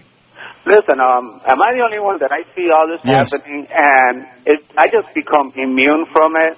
I don't react. It used to be a time that everybody's been desensitized to it, baby, because there's so much of it that goes on. If he killed 300 people yesterday, people would have said, oh, gee, what a shame, and they would have gone back to watching Dancing with the Stars. I know. My wife goes to me, why are you being so insensitive? And I tell her, you know what, it isn't that. I've seen it so many times that, you know, it doesn't do anything for me anymore. Right. You know what I mean? And I feel bad. I was sitting here when this was all going down yesterday, and we had CNN on, and I look back at that, and even my reaction to it, I'm ashamed of it, because I'm an American, man, because I'm so immune to being shocked by any grotesque behavior, because it's the American effing way, man, that's why. I was watching yesterday the movie Bobby. Have you seen it? Bobby? No, I haven't seen it. Okay, there's a lot of actors I know you won't like in there, but the parts in that case, Bobby, I won't see it. No, but they have a lot of clips of Bobby in it and speeches he made. Yeah. And every speech he made, you can use it today. You know, he's talking about pollution, he's talking about poverty, he's talking about war, and I was saying, and you know something? That's why he's dead, man. Yeah, I mean, you know what? It's sad. It's a sad, you know. I know, that's why you're laughing. It's sad. What are you going to do? Cry? You might as well laugh. Yeah, I know. And well, good luck to you, Pally. I'll see you on the other side. One last thing. Have you ever heard of a singer called Mika? M-I-K-A? He's a young guy. He's out in Europe. He sounds just like Freddie Mercury. Really? If you get a chance to hear it. I don't care what he sounds like. What does he look like? See you, Pally. Get out of here. All right. 26 past 11 at 560 WQM on a great Tuesday. It's not great they're doing the campus killings thing all day. And like I said, as grotesque as it was, and it's very sad and tragic. It's just, it just kills all this time on CNN and MSNBC and Fox, right? Yeah. But it's just more of the same. You know, it's just more of what goes on in America. And it's, oh, gee, what are we going to do? Let's pass some more laws and let's round up all the guns. Oh, yeah. The horse is out of the barn and he's in another solar system. That's how far away the horse is, okay? Quit looking to close the barn door, for Christ's sakes. Yeah, that's right. Do it for Christ's sake. He'd approve. In fact, Eric, the guy that sends us all those great comments on our MySpace thing, he showed there's one with Jesus holding a shotgun. That's right. The gun-toting Jesus, baby. Who would Jesus shoot? That's what I'd like to know. I know. Who the hell would Jesus be shooting? I know. Yeah. Oh, you actually want an answer? There's a long list. Here, I'll fax it to you. It's real tiny print. 27 past 11 at 560 WQAM. And we used to be great, man. We used to be contenders. We used to be like on top of the world, like Karen Carpenter there. And now we got Jolly Joe Bell walking around there. Oh, ho, ho, ho. You're going to have a big march, Neil. Ho, ho, ho. Right. Hey, Mom, do you crave a delicious pizza and the back child support that low-life loser still owes you? Then call Domino's for our new Deadbeat Dad Pizza. Domino's Deadbeat Dad Pizza. Speak of the devil, it's you. Oh, hey, here's your pizza. How much do I owe you? $7,500. Here's a 20. 20? Yeah, I would add the rest of it if New York had covered the spread. Oh, hey, how's little Sally doing anyway? Her name is Susie, and you used that excuse last time. Well, tell her Daddy's asking about her and give her these fudgems, okay? She needs new shoes, and you give her fudgems. Yeah, they're $3.99. I'll just take it off what I owe you. Oh, okay. Domino's Deadbeat Dad Pizza. Open the door. It's that SOB. It's 11:33, 27 till noon. That rhymes with SOB. 33, right? Yep. Climb up a tree. 778 vote on the poll. We'll be way over 800 by the top of the hour. No sweat, Miguel. Just relax. Okay. Well, no, it would not speak well for you if you sat in there today for Chris or for who might be sitting in for Josh or whoever the hell would be sitting in that chair. We didn't get 1,000 votes, even though it would be my fault for taking that I hate this poll off of there. Now, don't you think, George, that by we forced their hand, so to speak? Correct. Well, yeah. Put it. That's another thing. You got to vote for something, or they could go, take a flying leap. That's right. Either vote for something or get lost. Get off our space. Okay. There's my space, and then there's our space. That's right. And that poll is our space. You got it? As in outer space. As in outer space, which is where a lot of these what? Nothing. We said the same thing. Did we really? Yeah. I wasn't paying any attention. 567. Come on, let's get some reaction to this tremendous disaster we had yesterday. I'm not trying to make any light of it, but most people don't care about it. What are they going to say? 32 dead students, plus, of course, that damn shooter, that lunatic. And we still don't know what I keep reading all the articles. Every break, I keep going and reading all this crap and waiting. Well, what was the story? He had like a bad BM or something, or like somebody peed in his cornflakes. It was a girlfriend issue. There you go, Ricky. What am I telling you right there? Okay, don't let that bitch destroy your life. Right. No matter which bitch we're talking about. Okay. Wipe and run. Wipe and run? Sure. That's what you've been doing all morning. Well, I don't know about the running part. We'll just wait till the afternoon. WQAM. Hello. Hey Neil, how you doing? Okay, sir. Welcome back. Thank you. I was watching CNN this morning, and I saw they showed all these kids in the chapel praying and everything. And yeah, that sure worked good, didn't it? But and this is obviously it's terrible. It's a horrible thing that happened. But look at do they pray and carry on about the carnage that we're inflicting on the Afghans and the Iraqis? I mean, yeah, they pray for more. No, they don't, because that's America, man, and we can do no wrong. Don't you understand? Yeah, but it's like I don't know. I think the country's gone around the bend, Neil. I don't know if there's any coming back. I'll see you at the border, Pally. All right. See you there. Okay. Bye-bye. See you in Niagara Falls. How's it going, eh? All that crap about Canada sucks. All these punks that haven't got a damn thing to say, so they think they're going to wound me, and they call up Canada sucks. Yeah, right. You should only suck like Canada sucks, okay? I'm not saying that there aren't a bunch of morons here and homeless schleppers on the street corners, which is a real disgrace, eh? And Stephen Harper, who wants to be George Bush light, but nevertheless. And a year ago, Boxing Day, a year ago, December, is the last major... their shootings take place here a lot of time, but nothing at all like in the States. And, of course, that's because most people there ain't running around with guns. And you want to know why? Because it's freaking illegal. It's illegal. They don't have pawn shops up and down the streets like on 441, where every 5 yards you can go in and for a few bucks buy another stupid-ass gun. Oh, and you better not put any restrictions on the number of weapons either. We don't just want to have a gun, we want to have an arsenal of weapons, okay? That's what we want. Not just a gun, but a freaking arsenal. And anonymously without a license, don't forget that. That is absolutely correct, sir. Don't you be effing with our guns. In fact, I think we'll do that poll tomorrow. Remember last time? And we get what's the word we always use for that? When you invade the poll? Oh, freeped. Yeah, we get freeped. That's right. As in the freedom, what's that website? See, my mind is gone. Free Republic? Freerepublic.com, another right-wing Nazi website. So they freeped the poll. They put it on there. Everybody get on Neil Rogers' poll and vote. Don't F with our guns, all these gun-toting lunatics. Because that's all they know from, man. That's a replacement for their penis, is a gun. That's what that's all about. It makes them big men, baby. It makes them really macho. Because probably they're firing blanks the rest of the time. WQAM, and we can only pray that that's true. WQAM, hello. Morning, Neil. How you doing? Okay, sir. Listen, good to have you back. Another beautiful day here in South Florida. Without getting yourself all frustrated and irritated, is there any way out of this killing and crap that's going on in here? No. Yeah, Other than to move the only way is move. Yeah, move to another country. Move to a civilized place, okay? Which is not America. Which is not the United States, eh? Move to a civilized place where people don't feel the need to run around with guns and where the government doesn't permit them to run around with guns because they know if they permit all the people to run around with guns, there are going to be a lot of dead people is what they figure. But in America, it's like apple pie and it's like Dancing with the Stars and American Idol and Regis Philbin. It's as American as anything you can get. A gun. Got to have me a gun. Got to teach that little kid how to use that gun. That's going to make him into a real man. See, it could work for me. Maybe I should have had a gun when I was a kid. Instead of being some kind of a... Wouldn't be such a fairy. Faggot. Sissy, that's right. Sissy boy. WQAM, hello. Hey, Neil. Yes, sir. Hey, a day after the biggest massacre in American history, where is the Reverend Sharpton and Jesse Jackson? They're busy having lunch with Don Imus. I guess so. I mean, last week they were raising all kind of cane about someone calling a group nappy-headed hoes. Nappy-headed hoes, that's right, yeah. I guess it doesn't mean anything when people are getting shot and brutalized. That is correct, because these were white people, I guess. I don't know if any of them were black or not, but I'm sure that Al and Jesse will find out. Well, I did see one black man. He died, a student there. So really? Yeah, he couldn't. Well, it won't be long before Jesse will turn into a racial thing, you know, because this guy was a North Korean that did the shooting. He was probably a racist. Yeah, he'll probably go visit with that little midget over in North Korea. I never thought about that.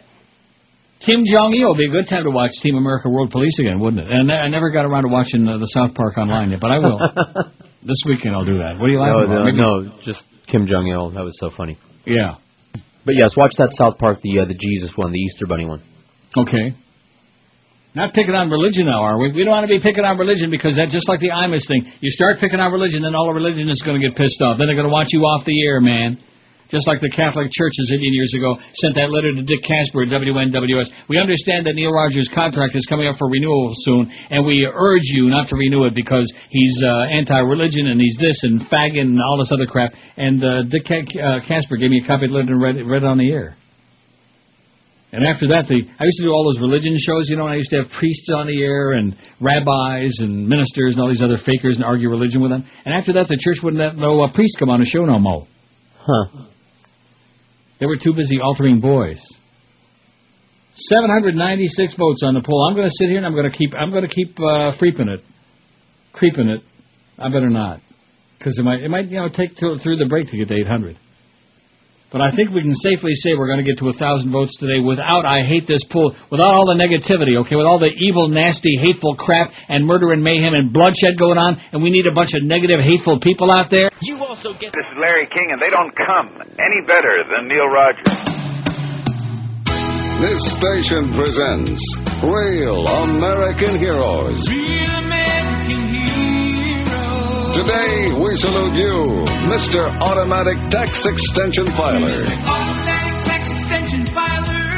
You've known for months that tax day was coming up, but you just keep putting off filling out those forms like putting off a visit to the proctologist. Yes, the two are similar. It's automatic, Mr. Automatic Tax Extension Filer, which means that you don't even have to come up with a lame, albeit creative excuse. My dog ate my W-2. You put the pro in procrastination. Why do today when you can do much from now? Hey. So on April 15th, forget the long form, short form, or easy.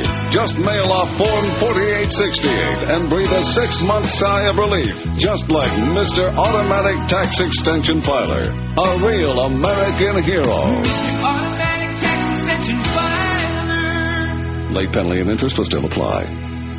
14 to noon at 560 WQAM. It's a little bit late now. It's April 17, baby. I sure hope you got that big tax check coming back. Yeah, I got it. Not big, but... You already got your refund already? Yeah, I'd take care of this. I can't afford to wait. What do you think? A guy that's making the kind of money that you're pulling down, you can't afford to wait. I do have some good news for you, though. Yeah, what's that? Money really can't buy happiness, study finds. Uh-huh. Who wrote that? Somebody with a lot of money?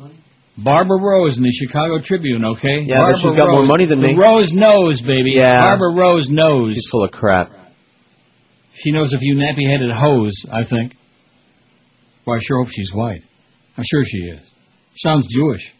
The old saw, money can't buy happiness, apparently holds true when it comes to work. Highly paid professionals like doctors and lawyers did not make the cut when researchers set out to find the most satisfied workers. Clergy ranked number one in both job satisfaction and general happiness. Oh, yeah. Sure, they got a great tax-free scam going, baby. Are you kidding me?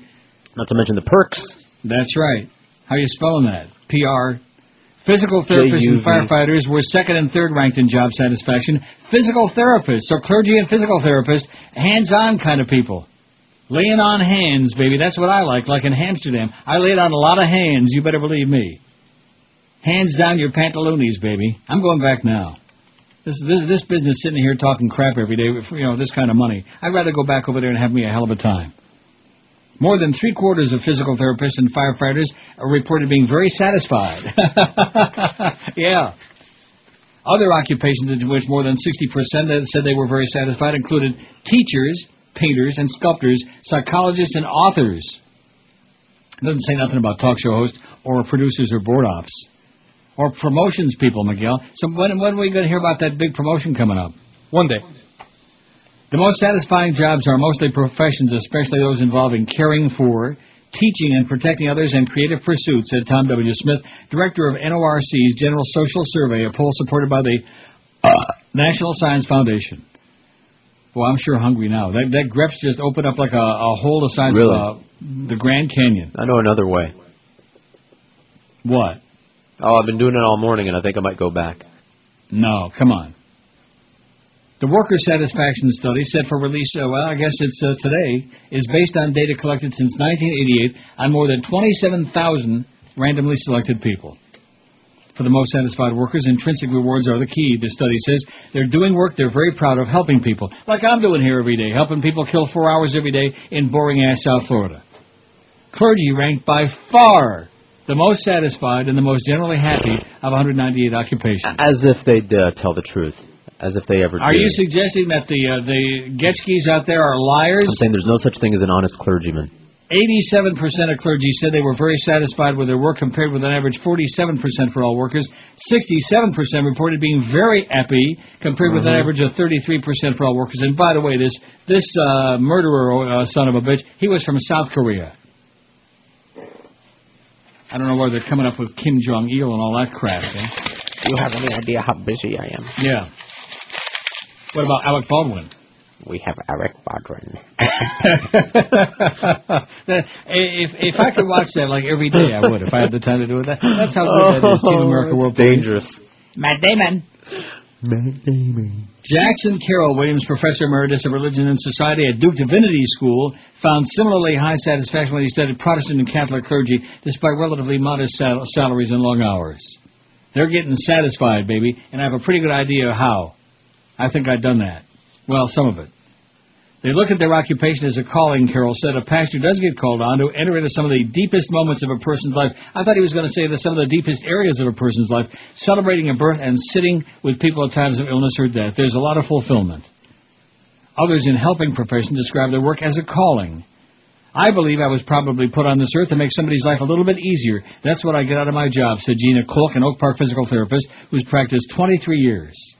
I love my job. I think it's because I see results very quickly. I see positive things happen to people very quickly. I get rewarded every day by what I do. Well, how about una prostituta, huh? That's another example of why America's in the dark ages, okay? Prostitution's illegal. Smoking a little weed is illegal. What the hell are you talking about? Anything that's good is illegal.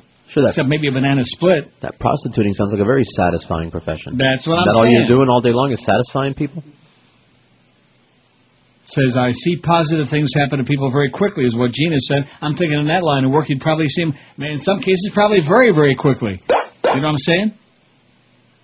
Satisfaction generally rises with social status, and higher status often goes hand in hand, if I can say that, with higher pay. An exception is doctors, a high-paying profession that ranked number 1 in occupational prestige. General practitioners earn more than twice as much as physical therapists, for example, earning an average of $140 grand plus, compared with $65 grand. Yet doctors score lower in satisfaction and happiness.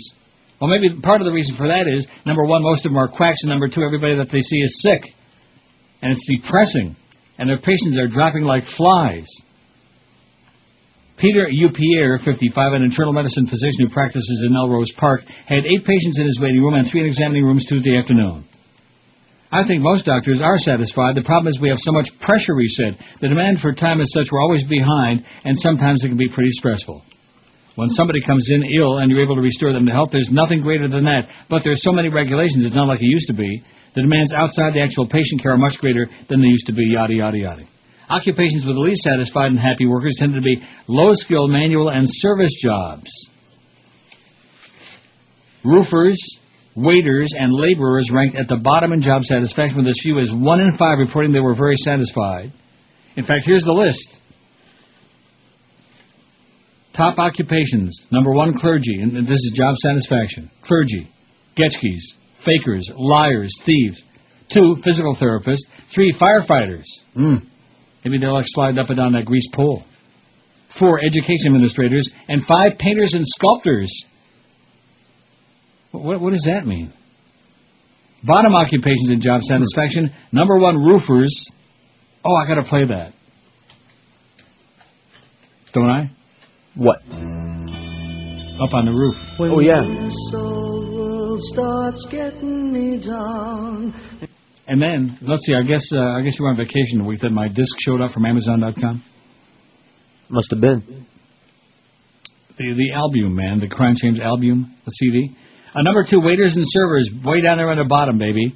On the bottom, having a kiss up to these pain-in-the-ass customers. Hey, my soup is a little cold. There's a hair in my eggplant. What's wrong with you guys? You're a little bit slow on the uptake here with you. Can you imagine being a waiter or waitress down here? No, I cannot. Here in this town? I know how difficult it is to please doing this for 31 years in this town, but the idea of actually having to face people without being able to just slam the damn phone down, just like that. When in doubt, slam it out. Just like that ketchup in the bottle, that thing you sent me yesterday. That was great. I got news for her. If she wasn't going to take care of him, I sure as hell would have. Believe me. In fact, I'd like to find out what country that was. What language were they speaking in that thing? Was it French? I think so, yeah. Well, parlez-vous chimpanzee? And labor is not construction, bottom down there in the bottom. Not construction. Such as like, assembly line people. People like working in the auto plants in Detroit, stuff like that. Of course, if you're working in Detroit, you'd be pretty depressed, too. I thought I just heard a fax come over a little while ago, and I reached back there. There's nothing on there. Not for me. Did I imagine that? Am I hallucinating now, or what? Maybe. Because I say if yesterday was a B+, this is definitely at least an A- today, is what I'm thinking. I'm starting to get it back, you know what I mean? Yesterday I had that scratchy throat. No matter what flight, especially if it's a long flight, the air quality in the plane always sucks. It's always really bad. And why is that? Because there's no circulation, right? Right. Well, they're circulating it, the same air all over, over and over again. Yeah. They're not pumping in anything new. Well, why not? Why can't they pump in some fresh freaking air in a damn plane for the money that they're charging air? It costs money to compress air into those tanks. And Kevin Crude, take your seats. Yes. I just love that, man. Now, when you fly KLM next time, when you go to Amsterdam. Yeah, next week. And you're in business class on KLM. Kevin Crude, take your seats. When you hear that, it's always a good sign. And it sounds like they got, although this time it was a different guy. Maybe I've just had luck. I've always had the same pilot. My 8 million trips I've taken over there. Because it always sounds like the same guy. Kevin Crude, take your seats. And that means, I'll ride. We're either going to... Now, going over, of course, is much more exciting than coming back. Although there is something nice about, getting back home, the comfort of home, etc. You know what I mean? Oh, yeah. Well, no, I don't know what you mean. Well, no, there's something nice about getting back, the cab ride, and you get back to the house, and you got the key, and you go inside, and you've got a place. It's your place. Your crap is there, and you lay down, and you think, that's it? My crap is there all right. Those 8 days are gone already? My crap is there all right. It's just like a dream. I don't want to hear about your crap, okay? There's been too much of that all day for crying out loud, for Christ's sakes. Well, it is number Tuesday, isn't it? Yeah, it is number Tuesday. What would Jesus dump? 825 votes on the poll. We got 1,000 licked, Miguel, in spite of your intemperate attitude. Okay. Something I claim to hate but secretly enjoy is masturbation, 185. No The Jerry Springer Show, 126. The Carpenters, 117. Neil's Polls is moving up, 78. Vanilla Ice Cream, 76. I just can't stand that. It just makes me want to vomit. Put some sprinkles on there. Yeah, sprinkle this. Country music, 73. Homosexuality, sprinkle some of that, 70. Twinkle, twinkle, little sprinkle. Rap music, 32. The Neil Rogers Show, 29. You're liars. A lot more than that. Religion, 19. Republicans, 13. And Democrats, only 7 in this highly liberal, educated audience. Hola, this is Jennifer Lopez. I have to take my hormones every day to keep the hair from growing back around my nipples. And that's when I listen to the Neil Rogers 12 to 1 hour. Yeah. He's the most wanted in the world, and we just can't seem to find him. He's a 6'4" Arab dude. How hard could it be? Well, for all of these years, chances of finding him are slim. Tell me, where in the world is Osama bin Laden? He's not in Afghanistan, and nowhere in the Sudan. We'll never see him on TV. Why is he so camera shy? Well, he escaped Tora Bora and joined the tribal clan. Tell me, where in the world is Osama bin Laden? Could he be in Kashmir or Iran? Hide anywhere he can. Somalia to Saudi Arabia and back. Hunt for him in Pakistan and see if we can kill him with sparkling satellites and ways to listen to his calls. If he's not where we think he's hiding, he might just be back in Yemen. Tell me, where in the world is Osama bin Laden? Tell me, where in the world is Osama bin Laden? Where could he be? Where in the world is Osama bin Laden? You better find him. Yeah, better find him sometime while we're all still alive, otherwise we might be dead. You know what? Speaking of being dead, yes. The gunman. What do you want to hear more about the South Korean gunman? Steve? Yeah, sure. Why not? We got 2 hours to kill. There's Wendell Flincham on here. Local and federal investigators work through tonight, collecting, processing. Oh yeah, you guys did one hell of a job, man. Between the campus people and the whole. We don't need to tell anybody what's going on. That's right. Send them an email a couple hours later, and maybe they'll catch on to it. Of course, if they're not checking their email.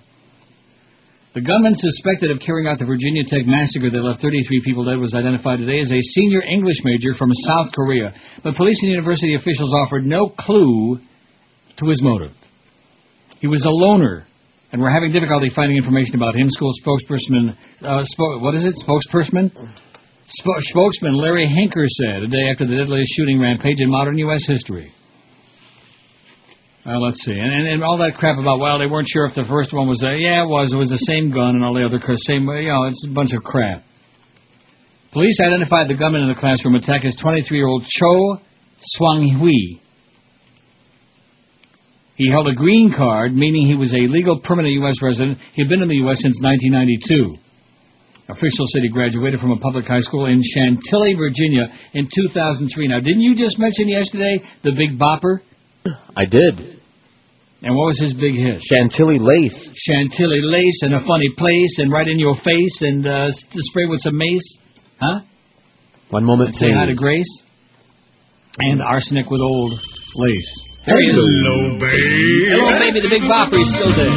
Yeah, this is the Big Bopper speaking. Up there in the sky. Along with Buddy Holly and Ricky Nelson and all those other plane crashes. Do I want? Will I want? Okay, that's enough. Anyway, this guy's family lives in Centerville, Virginia, Washington suburb. He was living on campus in a different dorm from the one where the bloodbath began. One law enforcement official said Cho's backpack contained a receipt for a March purchase of a Glock 9mm pistol. There we go. As a permanent legal resident of the U.S., Cho was able to buy a handgun unless he'd been convicted of a felony. And, of course, in Virginia, if he looked like he was over the age of 5 and he didn't steal a freight train, here you go. How many guns you want? Am I right? Absolutely correct. Right.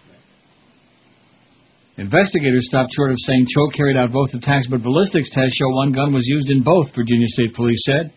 And 2 law enforcement officials, speaking on condition of anonymity because the information had been announced, said Cho's fingerprints were found on both guns used in the rampage.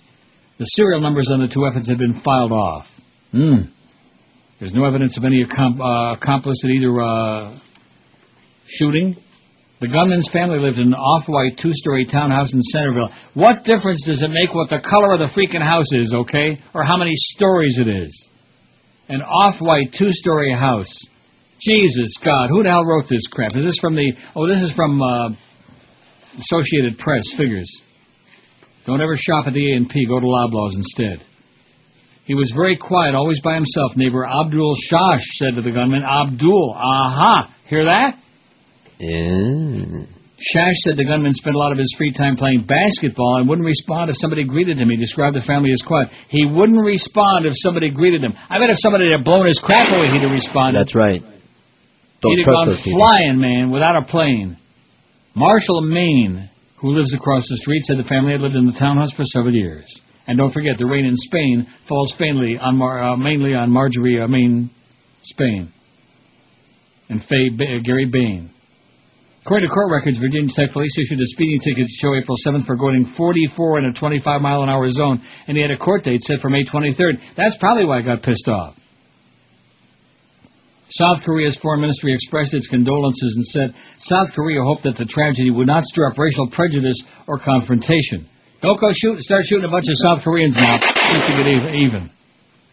We're in shock beyond description, said Cho Byung-si, a ministry official heading North American affairs. We convey deep condolences to victims' families and the American people.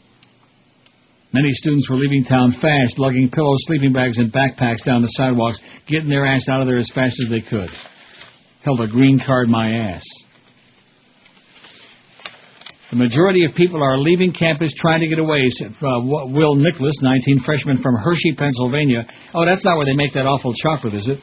Hey, now, don't forget the almond toffee nuggets. Oh, I do like that. Yeah. I had some yesterday. Did you really? Yeah, $1.90. I did something that's on the poll yesterday. Vanilla ice cream. Yeah, that's what it was. You did something that was on the poll? Or you had something? I don't want to go into it, okay? Oh, and by the way, if Ricky is still all depressed, which I'm sure he is, Ricky. Listen, this is some excellent advice from the professor, okay? You know the professor? No. My online friend. Yes. He said, you know, why do you have to keep playing games, okay? I'm going to tell your other friend about the kind of hanky-spanky you told me this morning. Go ahead. Talking behind his back. Go ahead. I'm not getting in between you two guys. God. Although maybe, are you praying for his plane to crash? He's on the way down there right now. Whatever. Anyway, here's the message, Ricky. It says, tell that kid to take it as a lesson learned and move right along. Depression is a complete waste of time. Meeting people online is a crapshoot, just like real life. Some are weirdos, some are great, some are just normal. As long as you don't get your hopes up or attach to anyone you don't really know, you'll never get hurt or bothered. Remind him there are plenty more online victims waiting. Is he fat and ugly or something? No, actually he's not. He's like a very normal, decent-looking guy. It says if that's the case, I guess you could be sad thinking you finally found somebody to pay attention to you, only to find that you're wrong. But if he's good-looking, then sweating about it is the stupidest, most regrettable thing he could do. It's stupid and regrettable, Ricky. Quit worrying about it. That's right. Also, here's the best part of the advice. Also tell him the next time he decides to meet a dyke in Fort Myers to stop by Aurelio's Pizza or Sonic and Naples on the way back. It'll brighten his trip right up. Is that good stuff or what, huh? I say put the professor on the payroll, baby. That's right. Yeah. Il professore. Il professore, that's right. He's the best. In spite of what you say. That's just the way you are, man. You got something bad to say about everybody. Do I?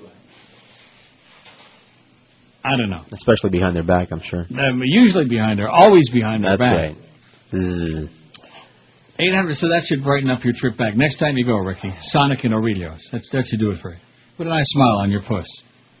842 votes on the poll. We're going to have over 900 by 1 o'clock, and then we'll slide into that 1,000, just like Craig Biggio sliding into the second base. I can't believe that Miguel didn't know he was still playing. Of course, he don't retire good anymore. Huh? I thought he retired last year. And he still plays for Houston, right? He's played for the Astros his entire career? Yep. Am I correct about that? Even though he's from Brooklyn? So like the late 80s. And up till the last couple of years, when he started getting really old and gray, he always looked pretty good to me. He always looked like he had Robbie Benson syndrome, like he never changed, like he was always the same age, you know? Sure. Which I guess that's okay, you know, when you're like 19, 25, even 30, you still look like 15, you know. But when you get to be like 35, 40, and you still look like you're 15, people start saying, well, what's wrong with him, you know? Hey, I'm 30. Is that what they say? Maybe he's watching that Dr. Sanjay Gupta. Maybe he stopped eating and he's not aging no more, you know? The whole concept of that to start eating a minimum number of calories. So you didn't see it. Did you see him again? No, but that's old logic. I mean, they've been talking about that for years. Yeah, if you eat almost no calories, just enough to keep you going, you'll never die. You're going to live like 100 years old. Well, who the hell wants to live to 100 if you can't eat? Right. Am I right? A long, miserable life. That's right. You're going to live 150 years, but man, you're going to be hungry all the time and have a real sour altitude. Tell you that right now. Enough to make me drive over to Fort Myers. Stop over there at Aurelio's and Sonic. Now, have you been to Sonic? Did you tell me? Because I forget that conversation we had that day. Yeah, I did. A couple times, and it was just fine. It was good. I want to go. Well, why don't you guys hop in a car right now and head over to Fort Myers? Vámonos. And you can stop by and see Ricky's girlfriend. Maybe sure. She, you know. Cheer up, Ricky. It'll be okay. Okay. Plenty of bitches out there. It already is okay, Ricky. That's right. It's better than okay. That's right. You got the cure in time before it was too late. You're free. Oh. To be free. I guess you should have been on that trip to Amsterdam with all of us, huh? Mm-hmm. 852 votes on the poll for those who keep track of such things. It's muy importante. Take it from me or not. Any worse than Neil Rogers. Hi, this is John McCain, presidential candidate and brain-damaged whore. I'm standing here in the heart of Baghdad. Now that our mission has been safely accomplished, I invite you all to come enjoy the spoils of what we spoil. I can't get over how safe it is here. Just look at all the people running, having fun. If you book your trip early, you just might get the chance to attend the grand opening of the largest embassy in the world. There'll be dining, dancing, and cocktail napkins made out of our original Constitution. Why, there'll be every kind of car dealer there imaginable. And Broadway shows, the shows like Missile Through My Roof, featuring a cast of detainees spared from the gas trucks. Say, I'm about to throw some coins in what appears to be a wishing fountain. It's actually a spurting bloody mist of an Iraqi child. I'll just pull these coins from my cheeks and make a wish. I wish I was president of my cheeks. You are going to love Baghdad. Let Baghdad tourists book your reservation now on the SS St. Louis, ship's registry, Dubai. Okay, 1217, doobie. And guess what's going on again? St. Edward's University in Austin, Texas. Do you see that? No, I'm on the Cuban channels here. Bomb threat. Oh, Baba Grande, bomb threat. And so classes have been canceled. No bomb yet, no nothing yet. No shootings yet. Yeah, they're, it's got to be an epidemic now. St. Edward's University in Austin, Texas. Never heard of it, did you? No. Well, you did now. Never heard of colleges. 854 votes. Never heard of collagen? Well, you could use some. Yeah, no. 854 on the poll. And we're trying to get to 1,000 without I hate this pool. That just, that whole I hate this pool thing, it's just too typical of the negativity that exists in South Florida. It gets people so depressed and suicidal and all the other crap, Just because you're stuck living there doesn't mean you have to be depressed and morbid about it all the time. Cheer up a little bit, for crying out loud. If they hate the pool, let them go stick it somewhere, okay? Let them stick the old pool. Rectum. That's right, where the moon don't shine. We ought to probably take a few more calls, shouldn't we? Yeah, I think you ought to. Take the temperature of the audience, about all this, the shootings and American crap and American graffiti and Dancing with the Stars, stuff like that. 567-0550 and pound 550 on that. What did I say? 567-0560. I think I said 550. Well, you can try dialing that one and see what you get. 50. 50, yeah. Pretty nifty, 50. And pound 560 on the Verizon Singular Wireless line. Well, I'm out of practice. I just got back yesterday, Plus, I had a very demanding trip. WQAM, hello. Hey, Neil. I was thinking of a poll, maybe what's the best adjective to describe the shooting? Rampage, slaughter, massacre. Yeah, there you go. Brilliant. WQAM, hello. Hey, I want to forget all this other stuff. What do you think? Is Ricky Williams coming back? Oh, there we go. Ricky, baby. Get lost. No, he's staying here. He likes the weed in Toronto much better. He can smoke it out in the streets and not get all worried about getting busted again, WQAM, hello. I shot the sheriff. WQAM, hello. Hi, can I speak to Neil? Speaking, yes. WQAM, hello. Hey, Neil, for your poll, you got to put prostitutes on there. That's one thing I deny liking, but I secretly enjoy. Good choice. I'll see it. Put that on there for Glenn and Miramar. Okay. Glenn and Miramar. Oh, he's a gun nut. That's what he called. He's a gun nut. You know who that is? I know who that is. No. Prostitutas, let's get them on there, okay? Something I pretend to hate, but I really secretly enjoy. Una prostituta. Or maybe un prostitute. Or maybe due prostituti. WQAM, hello. Hey, Neil. Yes, sir. Hey, have you got pornography on that pole? That's good. That's a good choice. Have a good day. And back to you. I guess he got a real chuckle out of that. It kind of tickled his fancy. Maybe that's what he was doing. Oh, Porno. Get that on there. 856. See, these additional choices will make damn sure we get over 1,000 easy. I'll tell you one damn thing, though, after, coming back yesterday. When I got to the 2 o'clock, I thought to myself, because I had the scratchy throat, which I don't have today no more. I don't think. A little bit. And I thought to myself, that's a long show, 4 hours. Yeah. Oh, look at that. President Bush departs for the Virginia Tech Convocation. There goes Air Force One at your expense. Fix everything. So that he can go down there and talk a lot of crap. And he can decry all of the violence and all the terrible stuff on campuses where you're supposed to be safe and yada, yada, yeah. Right. And the NRA is saying, you tell him, Georgie boy, you tell him. Good old boy. WQAM, hello. Not there on 1. Line 1 does work, though, now. That's a major accomplishment that Jolly Joe Bell has. He's got a feather in his cap and called it macaroni. WQAM, hello. What about people from opposite sex? What about them? We have Faggery on there, don't we? Yeah. WQAM, hello. Yeah, Neil, how you doing? Okay, sir. Good. Let me tell you, Al Sharpton did not get involved in this massacre situation because it was a gook rather than a spook. I see. Okay. Well, I always like that square yellow button, you know? Oh, it's big and bright. Yeah, that was definitely going to get on the air, okay? Jackass, moron, go back to New York. Don't you understand? There's already 10 million losers there. What's one more, okay? Go back to New York. 858 votes on the poll. 5, 6, 7, and leave it to these people to be making a big joke out of this, too. See what I mean? No, nobody. It's just another thing, another happening. Crap goes on, just like kids go to high. Pretty soon you're going to have a metal detector to go to the supermarket.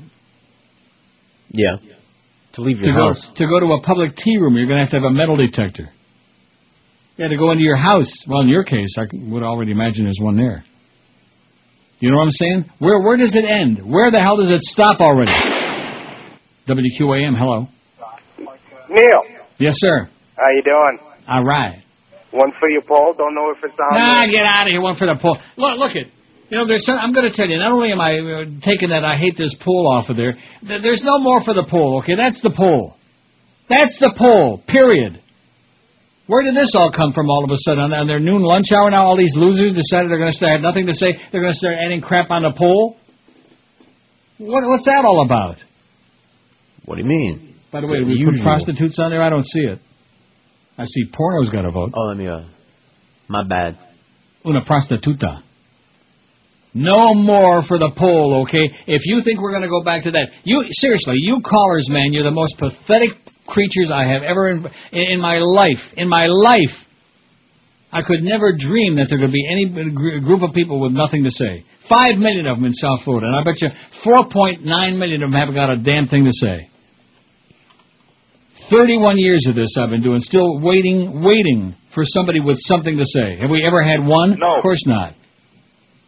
I got one for the poll. I got one for your poll, okay? It's called a knife, a sharp knife, a machete. It's the one that O.J. used. WQAM, hello. Hey, how you doing? I'd like to speak to Neil, please. Speaking, please.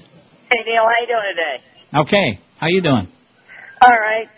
Yeah, I'm listening to your show, and, the way I look at it, these gun nuts, that's why we had the Virginia Tech homicides yesterday, because of these gun nuts. I mean, if we take all these guns, destroy them. Yeah, there you go. Now, that's a good thing. And take all these guns and destroy them. That's good. Oh, there's that good-looking kid again from Virginia Tech. And thankfully we were in front of it when he did shoot. He's a hero, that kid. He blocked it, or I'd like to give him a nice kiss reward. Just kiss on the cheek, that's all. Nothing personal, nothing too emotional, Just like that. Is there anything wrong with that? Well, maybe you could blow him a kiss. From there. From your seat.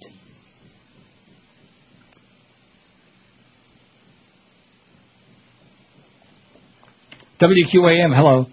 Hey, Neil. I've been listening. I think I can grasp it all at once in the thought, too. Yes. And that, with this guy yesterday, why doesn't the Army get a few of those dudes and let them go crazy in Baghdad instead of here? Thanks.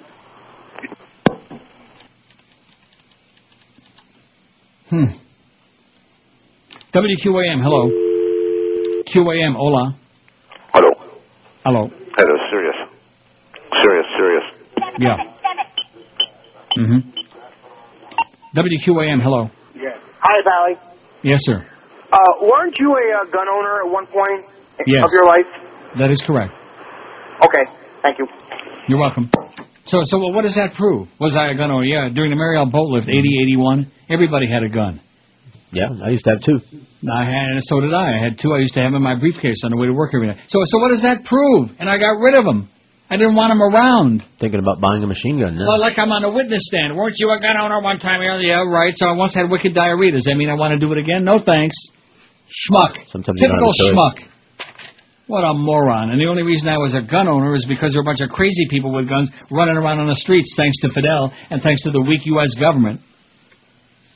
But nevertheless, don't want to be picking on those Marielitos now, do we? I'm sure that there's some very fine, upstanding Marielito people somewhere. Oh, yeah. Right. Somewhere. Some work here. Noslin. Beautiful Noslin girl. is a Marielita? Marielita, see. She's a very nice lady. A brother who floated over during that whole mess. You had a brother who floated over in the flotilla? Yes, he did. In the Freedom Flotilla, yes, my ass? With his whole family and little children and everything. Yeah, well, send him back. All right. See ya. Bye, Ernie. 871 votes on the poll. He's a We'll be citizen. over 900 by the top there. We got 1,000 licked, okay? Just relax. Everybody getting 2/10. 2/10. WQAM. He is so bad, I want to cry for him. That's how bad he is. I want to cry for us. Really dreadful. And I'm saying that to be kind because you will never, ever, ever have a career in singing. He happens to be the biggest idol chump. His hair is worse than Donald Trump's Sanjay. What a jump! Sanjay. He's just a misunderstood little boy. He's still on the show, is it love? But that's so wrong because he sucks, Sanjay. You suck! Sanjay. He's terrible. Sanjay. He's a highly intelligent sociopath who has no fear of dying. I know. Maybe he's just acting stupid to infiltrate a gang of international idiots. Well, he blows chunks, and I gotta admit that if he wins, then Simon will quit. Sanjay. He's just an idiot. Sanjay. I hate you! He's irritating and a media whore. His voice sounds like nails on a chalkboard. Sanjay. I hate that guy. Sanjay. Hideous. It was just weird. So he can't dance and he can't sing. Look at his head, what is that thing? Sanjay. Hate that guy. Sanjay. I'm beginning to hate that guy. Sanjay. I see that guy everybody hates. 881 votes on the poll. 881. And then that means we got 1,000 easy, right? Because we got an hour and 20 minutes to Don't go. hate. We're kind of hour and a half to go. Jesus, Kate Craig. Wow. And some more bad news. A high school was on lockdown around noon today after police said a student said he had a gun and was threatening to kill himself. This is at Hollywood Hills High. You ready for that? All right. Police said the incident occurred shortly before noon at Hollywood Hills High, 5400 Sterling Road. There was no immediate information on the student, but police said the child claimed he had a gun and was going to commit suicide after classes. No other details immediately available. The high school enrolls more than 2,269 students in grades 9 through 12. Monkey do, monkey see, monkey do, however that goes. A lot of doo-doo. Ever see a monkey do? I don't want to see it again. He claimed he had a gun and was going to commit suicide after classes. In other words, I guess he wanted to get as educated as he possibly could before he blew his brains out. Might as well get a lot of information in there, and then like bada bing, you know how that goes. Mm-hmm. After you absorb all that very important information. Bing! You blow their brains all over your nice Ivy League suit. That's right. Well, he's probably not wearing an Ivy League suit, but you never know. So that's Hollywood Hills High, and we'll keep my eye peeled on that to see if there's any more information. But this is just, the way it goes in America. Monkey see, monkey do. Everybody go out. And, of course, what's this high school kid doing with a gun? Assuming he really has one. What's he doing with a gun? He probably got it over there on 441, the gun. There's only, how many thousand pawn shops? About 30, man. 30,000 pawn shops up and down 441. That's why every time my mother used to say, if I had a gun, I'd kill myself, I used to tell her, right up the corner, Ma. Right up the corner. She used to live on Sterling Road herself, as a matter of fact, right on the other side of 441 from where the school is. If I had a gun, I'd kill myself. Hey, Ma, right over there. I point you right in the right direction. In fact, I'll go pick it up for you. How's that? Ma. 885 on the pull, on our award-winning pull. Well, I got another edition for your pull. No, you don't. Get lost. Go away.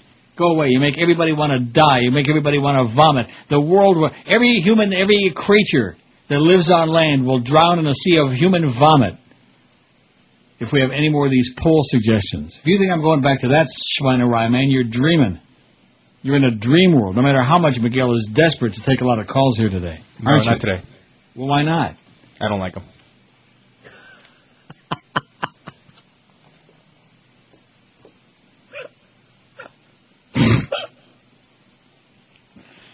567-0560 and pound 560 on the Verizon and Singular Wireless line. Welcome to the Miguel Escobar Show. And now, here's Miguel. WQAM, hello. Yes. You can't buy a gun at a pawn shop if you're a minor. Yeah. It's a 3-day waiting period. They could go downtown Miami and probably buy one off the street. Yeah, so in other words, you couldn't buy one off the street in Hollywood? Is that what you're telling me? Are you in dreaming? Hollywood, yeah. Yeah, get out of here. Go blow your brains out, okay? If you can find them. I would aim in the first. That'd probably be a good guess.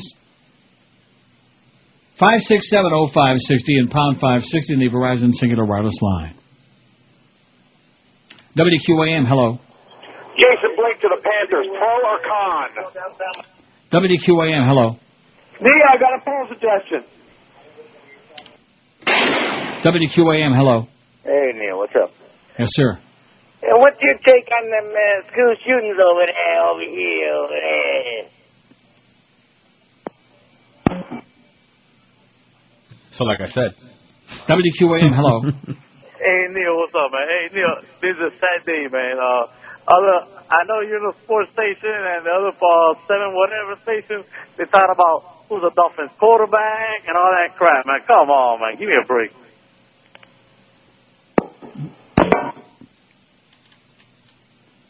Miguel Escobar Show, hello. Yes, did I talk to Georgia Side please? Ow! WQAM, hello. Hey, Neil, how are you? Welcome back, sir. Yeah, oh, yeah. Yeah, I know. Lovely call today. I want to put a little piece in on this shooting yesterday. Mm-hmm. You got to realize, a lot when I'm hearing on the radio, they want to correct it and why did this happen? I mean, that seems America's thing. They're always trying to protect us so much, and just sometimes stuff happens. I mean, you can't protect kids at colleges against some maniac like this. And what are you going to do? Yeah. I mean, it's just, as sad as it is, just these things happen. Yeah, these things happen in countries where everybody's got guns. That's right. And flipping over to 610, they're saying this happened because they had a no gun policy on the campus, and if kids had guns, they would have took care of this guy who would never been the numbers he was. Right, that's right. If everybody had guns, then we could just have a big shootout. Now you're talking. Sir, you're talking nonsense, okay? It's America. See, the problem with most people in the U.S., especially in South Florida, is they're so parochial they've never been anywhere. And so they think, like I've told you a million times, they think this is the way that life is supposed to be. They think that this is the way it works in the real world. Well, you're not living in the real world.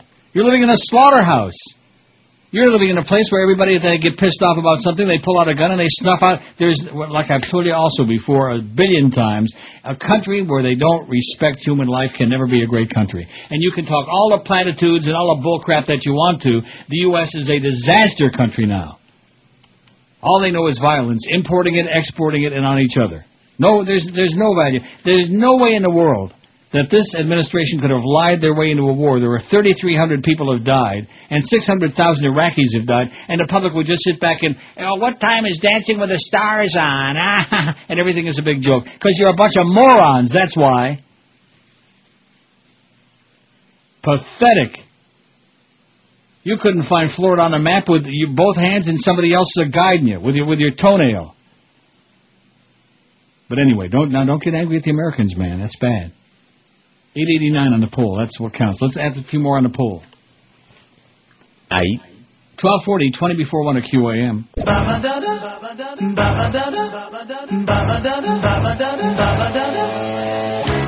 I need a girlfriend. I would be so good to her. If I had a girlfriend, I wouldn't be such a loser. All day I sit around and mope. My love life is a bad joke. I feel so stupid when I pretend. Man, I gotta get a real girlfriend. I try too hard, I've been told, but Cupid's been such an a-hole. I'm so tired of being lonely, hanging with my friends playing D&D. It really, really drives me crazy that I can't find anyone to date me.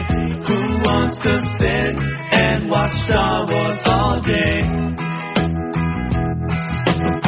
I know that I am pretty geeky and that I come off kind of freaky, but what's for sure is I need to get me some. I'm tired of nocturnal emissions. Maybe I need a girlfriend. I would be so good to her. If I had a girlfriend, I wouldn't be such a loser. Maybe I need a girlfriend. Yeah, that's what I need. I need me a girlfriend, baby. I'm going to go online and give me one right now. 1245 at 560 WQAM. We have 903 votes on the poll. Not too shabby, eh? Not at all. Oh, I thought maybe you both left. We were thinking about it. 903 votes. Not me, man. I'm enjoying the intellectual input here from the audience, the intelligentsia, the cream of the crop. 5670560. And you know something? After Columbine, it wasn't any different. I mean, you know, back then we actually had a few more real calls, you know, back in the day. But it wasn't any different. It wouldn't have made any difference, like I said at the beginning of the show. If there would have been 300 people shot and killed yesterday, it wouldn't have made a bit of difference. It's just another news story. It's just another talking head. And there's Candy Cowley. Gun control. Uh-oh, do you hear what she just said? Uh-oh. That bitch is in big trouble. She's going to lose a lot of weight real soon, I believe. 5670560, pound 5. Yeah, gun control, that's going to do it now, isn't it? All these years they've been wasting talking about gun control. Oh, wow, how about some gun control? No, we don't want to do that because the NRA is busy pumping money into every damn right-wing candidate's ass. Just to make damn sure. And why? Because they're crazy people, that's why. WQAM, hello. Think America will wake up and not worry about the Mexicans, but the Korean immigrants? WQAM, hello. Hello, Neil. Yes. Quick downtown Miami report. Yeah. It's still I know there? they're trying to become more like Manhattan. Yeah. And if the presence of psychotic people and the smell of urine is the test, I think they're doing pretty well. Okay. Well, it sounds good to me. It sounds just like Manhattan. Yeah, there's a big difference, though, between the homeless people here and there. Up in New York, they say, hey, how you doing? They're nice. Down here, very nasty. Surely, yeah. One guy said, I said, sorry, I don't have any money. He said, you don't look like you're too sorry. Kicked him in the face. Yeah, I'd have shot his ass right there. Isn't that nice? They don't look like you're too sorry. Yeah.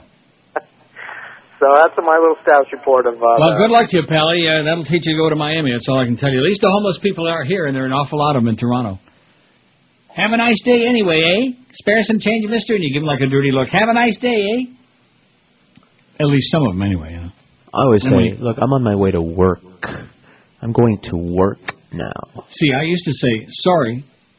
Now you say sorry. They don't say sorry. They say sorry. I don't know why. Sorry, because they're Canadian. I don't say anything now. I just give them a dirty look and like that.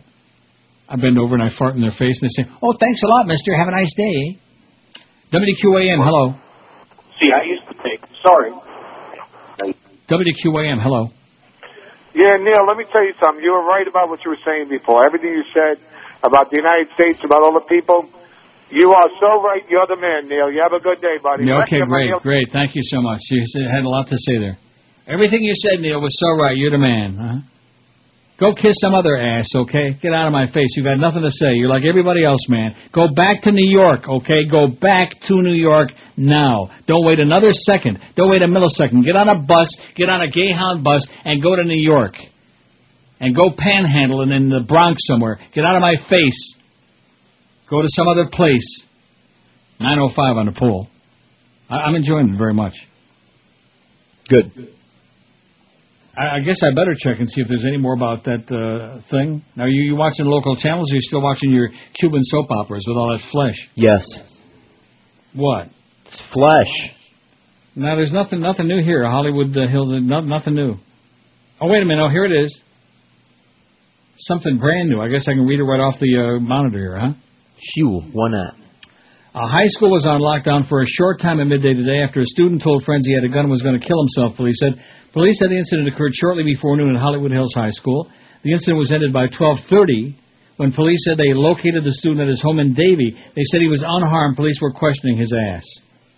Police said the youth was text messaging other students' cell phones this morning that he had a gun and was going to commit suicide after class.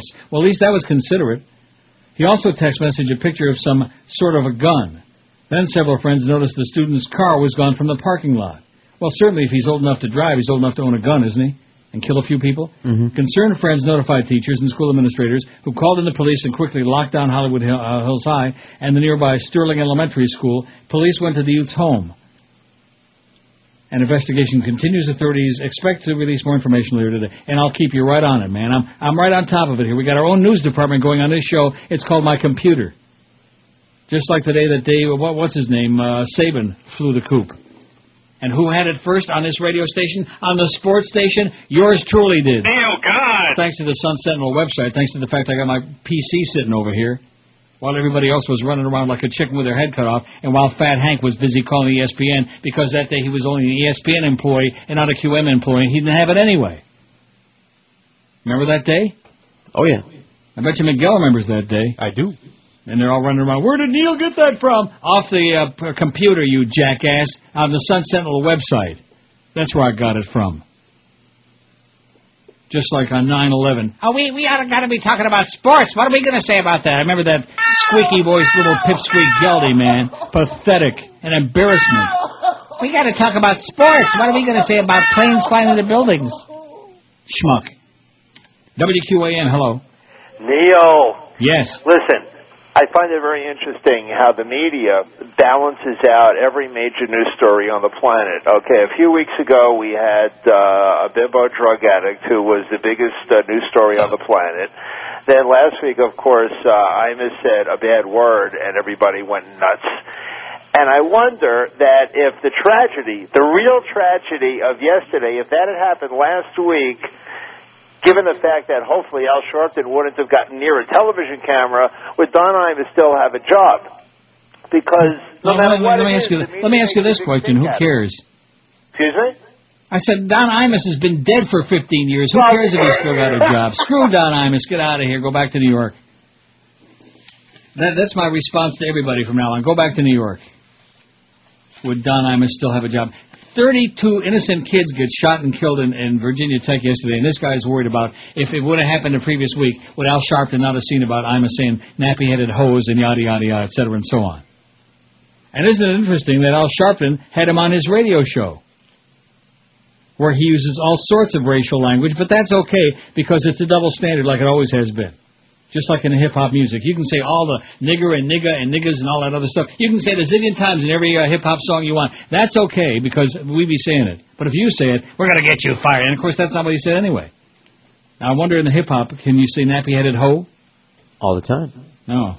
Nappy-headed hoe. 90. Well, let me ask you this about that. You like it? 909 on the poll. As much as I can get. These people are so full of crap, it just makes me want to cry. And then I realize where I am, you know. And I'm not there, and I'm very happy about it. WQAM, hello. Is this the Neil Rogers show? Yes, sir. I'm going to give you a reason for Neil to play the I Paint Your Ball Spot with Larry King, if you got the cart. Well, what does that mean? You're going to give me a reason to play it. Well, what does that mean? Well, do it. Oh, I got Neil on the phone. Yeah. Okay. Well, I noticed during Passover, all the Jewish guys get to wear their yarmulke caps and to cover their ball spot. WQAM, hello. How's it going? Great. Cool. Anyway, Happy Pesach, by the way. It's a little bit late, but never too late. Hello? What is it, sir? Nothing serious happened over at Hollywood Hills then, right, today? That's correct. All right, thanks. Okay. Well, I'm sure there's concerned parents out there. That's why I figured it's important to be on top of the story and see what's going on. It's a local thing, 2,200 and some odd kids going to school there, and people want to know, and nothing happened, and yada yada, And just a stupid-ass kid trying to start up because he saw something happen yesterday, and right away, I'm going to blow my brains out, and I got a gun. And that kid, what they ought to do is take him, and they ought to hang his ass on the fag pole right outside the school there, right on Sterling Road. I'd come down to witness it, is what I would do. Don't you think? Sure. Hang his freaking ass. Unless, of course, he's cute. WQAM, hello.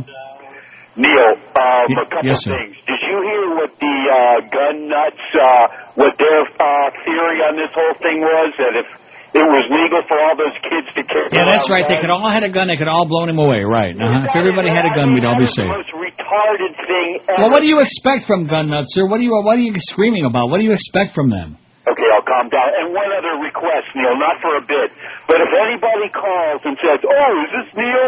Or, can I speak to Neil? Please hang up on it. Okay. No, this is Miguel. QAM, hello. Neil, could you play your magic wand sound effect to get me out of Miami? Okay, I'm working on it. All right. Okay. Play the magic wand. Where is it? Oh, sorry. You got it. There you go. You're all set. QAM, hello. Hey, Neil. Yep. It just reminds me of like that All in a Family episode. Just give everybody on the plane a gun, and that'll cure all that. The other thing is, what are we going to have to do? Get all the troops out of Iraq and have a military presence on every university, school, every high school, every elementary school, every college campus. Now you're talking, at least maybe they might be safe there and we wouldn't have all these dead troops. That's not a bad idea. Let's bring them home and let them police the university campuses. What do you say, huh? It's a start. Can't believe he actually made reference to Iraq. Can you believe that? No. Well, if nothing else, going as horrible as this incident was, you notice it got Iraq off the front page. You notice that? Maybe they arranged it. You mean like they arranged 9/11? Yeah, like that. 9/14, man. What kind of a pill do you see that on? I don't know. Something I claim to Ecstasy? hate, but secretly enjoy, is Masturbation 205. The Jerry Springer Show 134. The Carpenters 124. Karen and Richard. Karen and Dick. Country Music 82. Neil's Polls 80. Vanilla Ice Cream 80. Oh, God. Homosexuality 73. Oh, God. Rap Music 36. The Neil Rogers Show 31. Religion 21. Republican 16. Porno 13. Whores 12. Now, I thought we were going to put prostitutes on it. Whores sound so crass and so honest. And Democrats, only 7. This is honest. This is not a tumor. It's the 1 to 2 hour.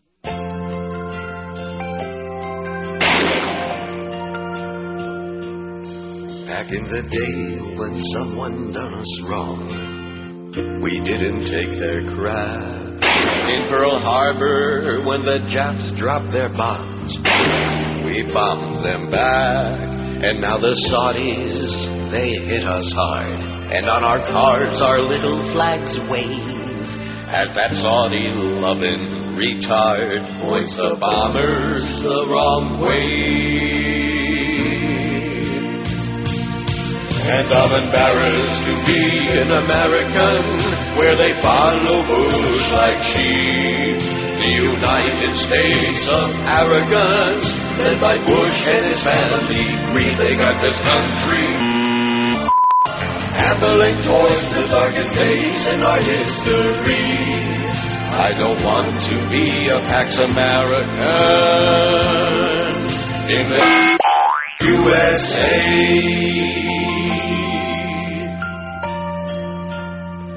What's a few thousand innocent lives?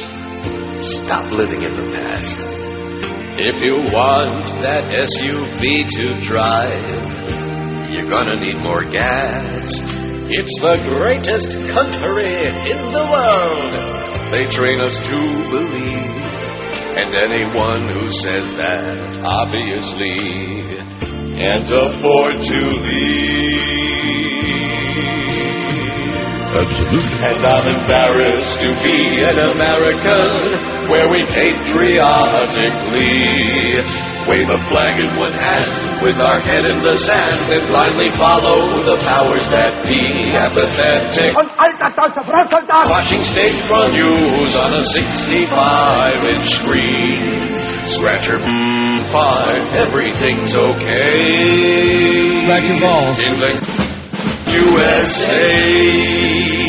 See, how come he bleeped that out? We can say scratch your balls. We can say balls, can't we? Well, yeah, he was being, overly cautious. Being a real doochie bag? Yes. Don't be overly cautious, chicken neck, otherwise we're going to be off the air, you know. We're going to be down to a point like that. Well, next month? Hey, listen, if Jolly Joe Bell keeps weaving his magic there, man, he's the magic man. Or is it tragic? The gunman suspected of carrying out... Now, why do they say suspected, okay? I'm so sick and tired of this. I know. Oh, brother, the alleged this, the suspected that. That's SOB, a piece of crap. Well, we already know who he is. Cho Seung-hui. Arrived in the U.S. as a boy from South Korea in 1992, was raised in suburban Washington. He was living on campus in a different dorm from the one where Monday's bloodbath began.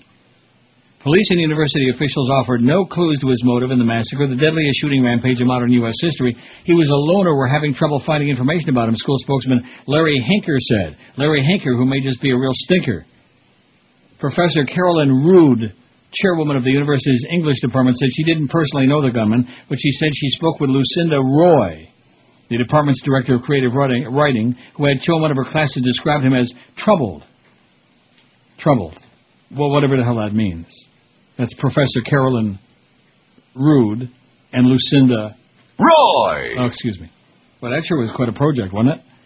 Indeed. There was some concern about him, Rood said. Sometimes in creative writing, people reveal things, and you never know if it's creative or if they're just describing things, if they're imagining things, or just how real it might be. But we're all alert to not ignore things like this. She said, well, whatever that means. She said Cho was referring to the counseling service, but she said she didn't know when or what the outcome was. Rood refused to release any of his writings, his grades, his shoe size, his size, anything else. Of course, he's South Korean. 17 people still in the hospital, by the way. They're showing more footage from yesterday. They gave everybody hyperventilating again. 927 votes on the poll. Is there any doubt we'll make that 1,000 today, Mr. Miguel? No. Is there any doubt? Nil. See what I tell you? And that's without I hate this poll. See, what we're doing, it's like potty training. We have to retrain the audience and retrain ourselves. It was like a crutch. You know, when you have I hate this poll and you got like 20%, that's a whole chunk of votes there, man. That's a big chunk of votes. That's easy pickings. That's like these people who call up and have nothing to say. I got one for the poll. That's not a phone call. That's not a comment. That's not a call to a talk station. That's a pile of crap is what that is. You idiots, you lunatics, you. What's wrong with these people? Now, what the hell is this? Angela, and the next... the hottest commodity is today's information. Well, that's good. Stick it where the moon don't shine, Angeline. More spam on my BlackBerry. How do you like that? Shameful. Doesn't that huh? Maybe they figured because it's lunchtime. I wouldn't eat that if you paid me by the bite. WQAM, hello. How you doing? Yes, sir. What is this, George? No, it's Neil. You want to talk to George? No, Neil, this is Mohammed. Hey, Mohammed, how you doing? I'm good. How are you? I'm good. What kind of a phone you on, Mohammed? Are you calling from, like, the Middle East or something? No, it's a cell phone calling. It's our terrorist satellite dish man. How you feeling, Mohammed? I've been feeling... surgery, I'm doing good. My cancer is under control. But you? I'm doing fine. Very good. What do you say? Heard from you, you are not in Sunrise anymore? I'm what? Are you in Sunrise? I'm in Toronto, man. I'm in Toronto, Canada, eh? Man, you're not coming down to... I wouldn't come to that place if you paid me by the second, Mohammed. Listen, it's great hearing from you. Get a new phone. I'll talk to you again. Oh, that's great. Take care. Yeah, he's fishing around to do some business. You know, wants to put me up another satellite dish. Probably an illegal one, you know. No more dishes from me. See, I only have two sets of dishes, milchig and fleischig, okay, because I want to keep kosher like Gary Sarner. I want to be a real frum Jew. I want to start being observant, just in case when the Grim Reaper calls and I get to the pearly gates and all that other baloney, you know. Baruch atah Adonai. I got my mezuzah nailed to my big toe and all this other crap, you know. Bunch of garbage. What have I told you? All of this stuff that goes on, that's why I'm so glad that all those years ago I finally said to myself, I might as well fart into a windstorm and sit here on the radio, especially in this town. We'll make sure we can't hear it. And try to change the world, okay? Have a few laughs, have a good time, get laid as much as you can, and that's about it, Just do the best you can. Enjoy life. That's my best advice to each and every one of you is enjoy life, because all the rest of it is bullcrap. Bullcrap. It's corruption, it's lies, it's deceit, it's killing and maiming and wounding and whatever. All of these things. And molesting, don't forget about them. WQAM, hello. WQAM, hello. Hey, baby, it's good to have you back, but, you need to stop doing all that. WQAM, hello. Miguel Comunista. QAM, hello. Yeah, hello, Neil. This is the main. WQAM, hello. Hey, Neil. Yes. Hey, Neil. Nice to have you back, but there's two things I want to say to you, Neil. Yeah. Okay, one, I'm sure that guy, the guy who did the shooting, yeah, I'm sure he's been a victim of racism. That's the main reason why. How do you know that? Yeah, because you know the way they treat those people, Neil. Okay, and yeah, okay. Number 2 is goodbye. That's number 2 comment. WQAM, hello. How is this massacre going to affect the youth schedule? WQAM, hello. I said George is gay. QAM, hello. Hola. I miss George. WQAM, hello. The youth schedule. WQAM, hello. I said George is gay. Just in case they missed it the first time. QAM, hello. Hey, Neil. Yes. WQAM, hello. Hey, Neil. Yes. Last week was like having open heart surgery without anesthesia listening to George. Yeah, well, good. I'm glad you enjoyed George's show. WQAM, hello. QAM, hello. Hey. Hola. Great to hear you. Yes. How are you doing today? Everything fine? Everything's fine. Excellent. Hey, my friend, I noticed that you were, raving about Olbermann. What's happening with Olbermann? Did you have a change of heart? Keith Olbermann went to the MSNBC management and demanded that Don Imus be fired for his nappy-headed hoe comment, and Keith Olbermann can suck 400 pounds of elephant droppings for my part and can go to hell. That's what happened with Keith Olbermann. Did I have a change of heart? All this ranting and raving about Bush and about all the losing of freedoms and about democracy and all this other crap. And here's a guy who's supposed to go back to doing sports crap, Keith, where you belong, okay? And quit pretending. What is it? He is. Good. Good. That's where he belongs. Well, not completely. That's where he belongs, okay? Back talking about ball games, just like a lot of people we got talking about ball games. I noticed this morning that Kenny was interrupting the conversation about the NFL draft and about the 185-pound and 245-pound linebacker with a big kneecap. Long enough to mention, oh, gee, and now they're talking about gun control and this thing that happened yesterday. And you see, this is the sad part of it, If you want to do a sports show in the morning, do a sports show. Don't pretend to be something else. And what's the deal with the chick of the day now? Is that a new deal? Is that like Chick-fil-A with the chick of the day? What's that all about? Same chick. Well, what's that about? That's a chick on the show. Oh, she's a regular on the show? Well, then why does he say thanks for stopping by? Well, she's not a regular on the show. She just stops by when she feels like it. Well, what does that mean? It means she's welcome there whenever she wants. So in other words, we got a show where the people just show up whenever the hell they feel like it, and it's not like anybody knows who's going to be on the show? She can show up whenever she wants. Yeah. And everybody here thinks and agrees with that. I see. She could visit this show, too. Well, maybe it might attract a couple listeners. They sure can't hurt. 9:37 on the poll now. We still need 63 in 48 minutes. This is going to be a little bit closer than we thought. A little lesson for you there, Miguel, in this vote tabulation. Never take anything for granted, okay? Never get too complacent with this crowd. 63 votes, 48 minutes. Can we do it? Neil Rogers got. Portholes are strange.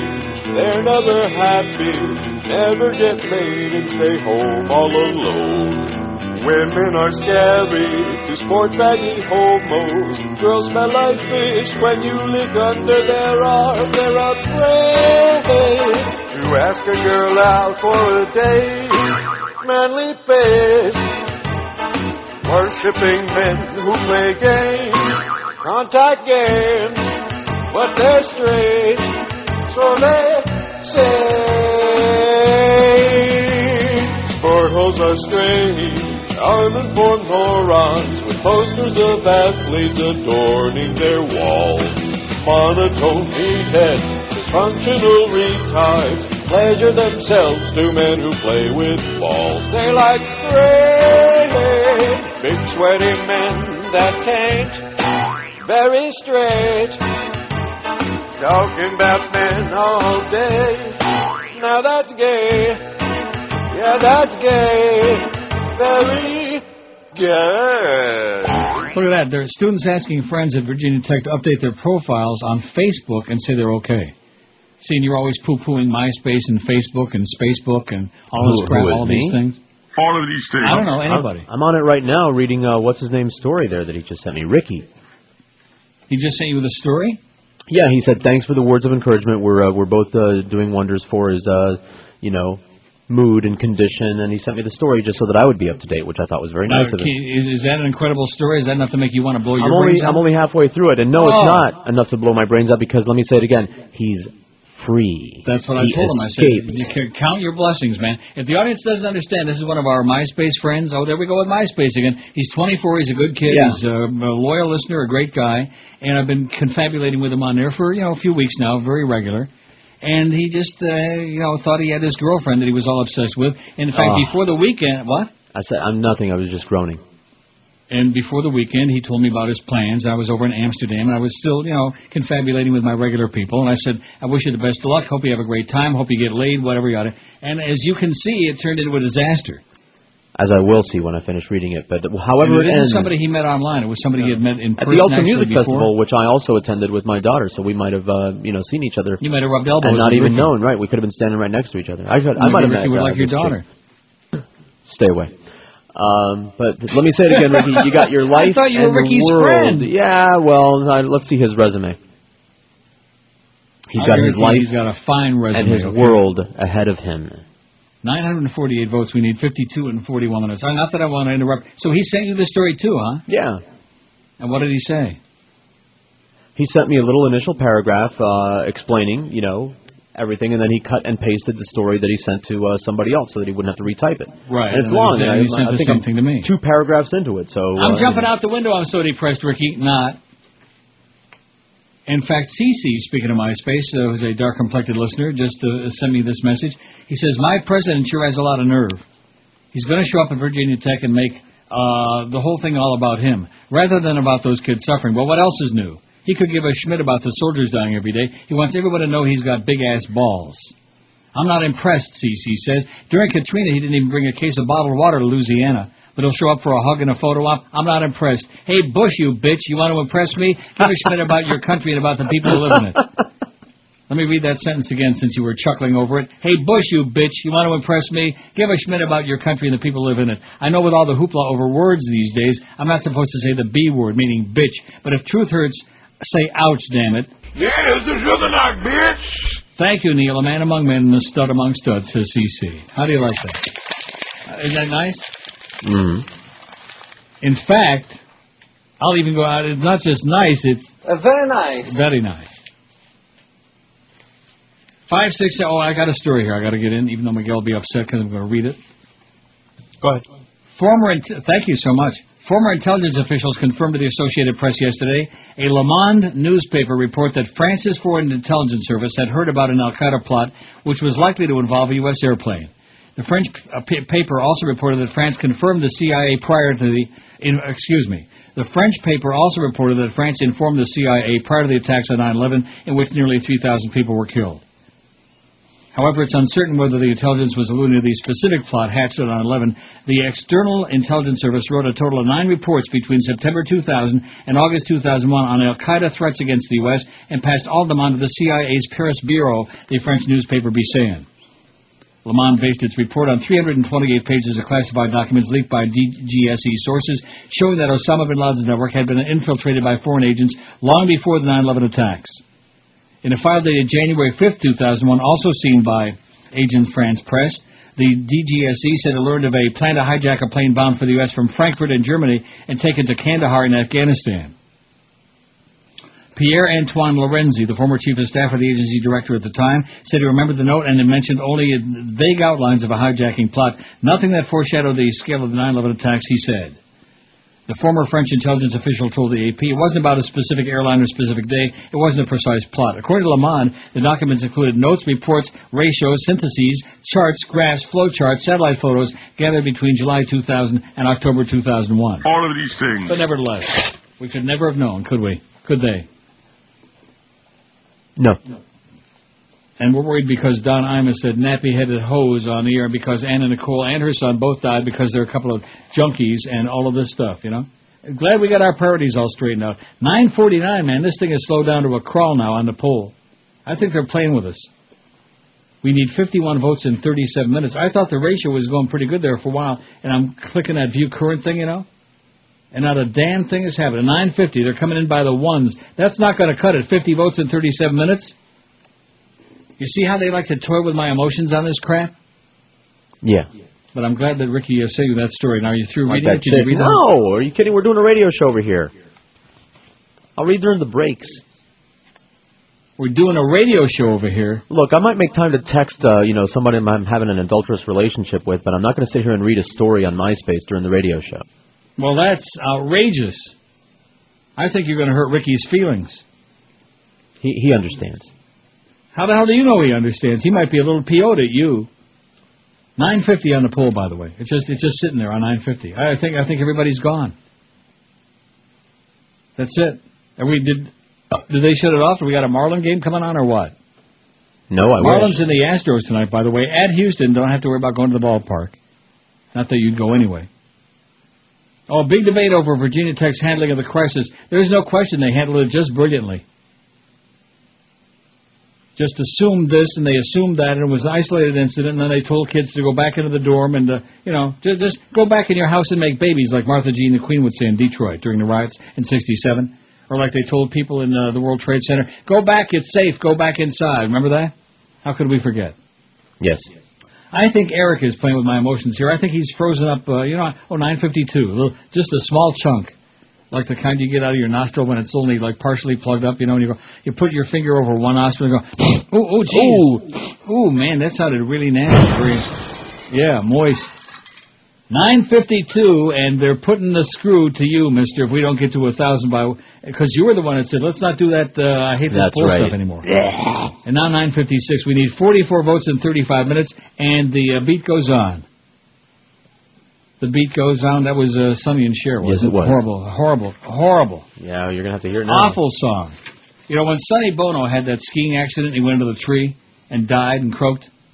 That was a great day for the human race. Yeah. I didn't mind it. Oh, you thought this was a good song? No, I didn't mind him hitting the tree. Oh, yeah, me too. The beat goes on. See, I me too'd right after the post there. The beat goes on. With a little help from my friend. Kill him. Shoot him. We don't like the music. Shoot him. That's America for you. If you sing a bad song, if you do a crappy concert, they're going to shoot your ass. That's all. Oh, look at that. The police said we thought initially the dorm shooting was a domestic situation. You always make a lot of assumptions is a good idea. When some crazy person with a bunch of guns is on the loose and there's shootings going on, always assume this or assume that. And always take plenty of time before we inform any of the students to batten down the hatches that there's a crazy person with a gun on the loose and you're maybe going to get killed. Unbelievable. Come on in and lay down on my couch.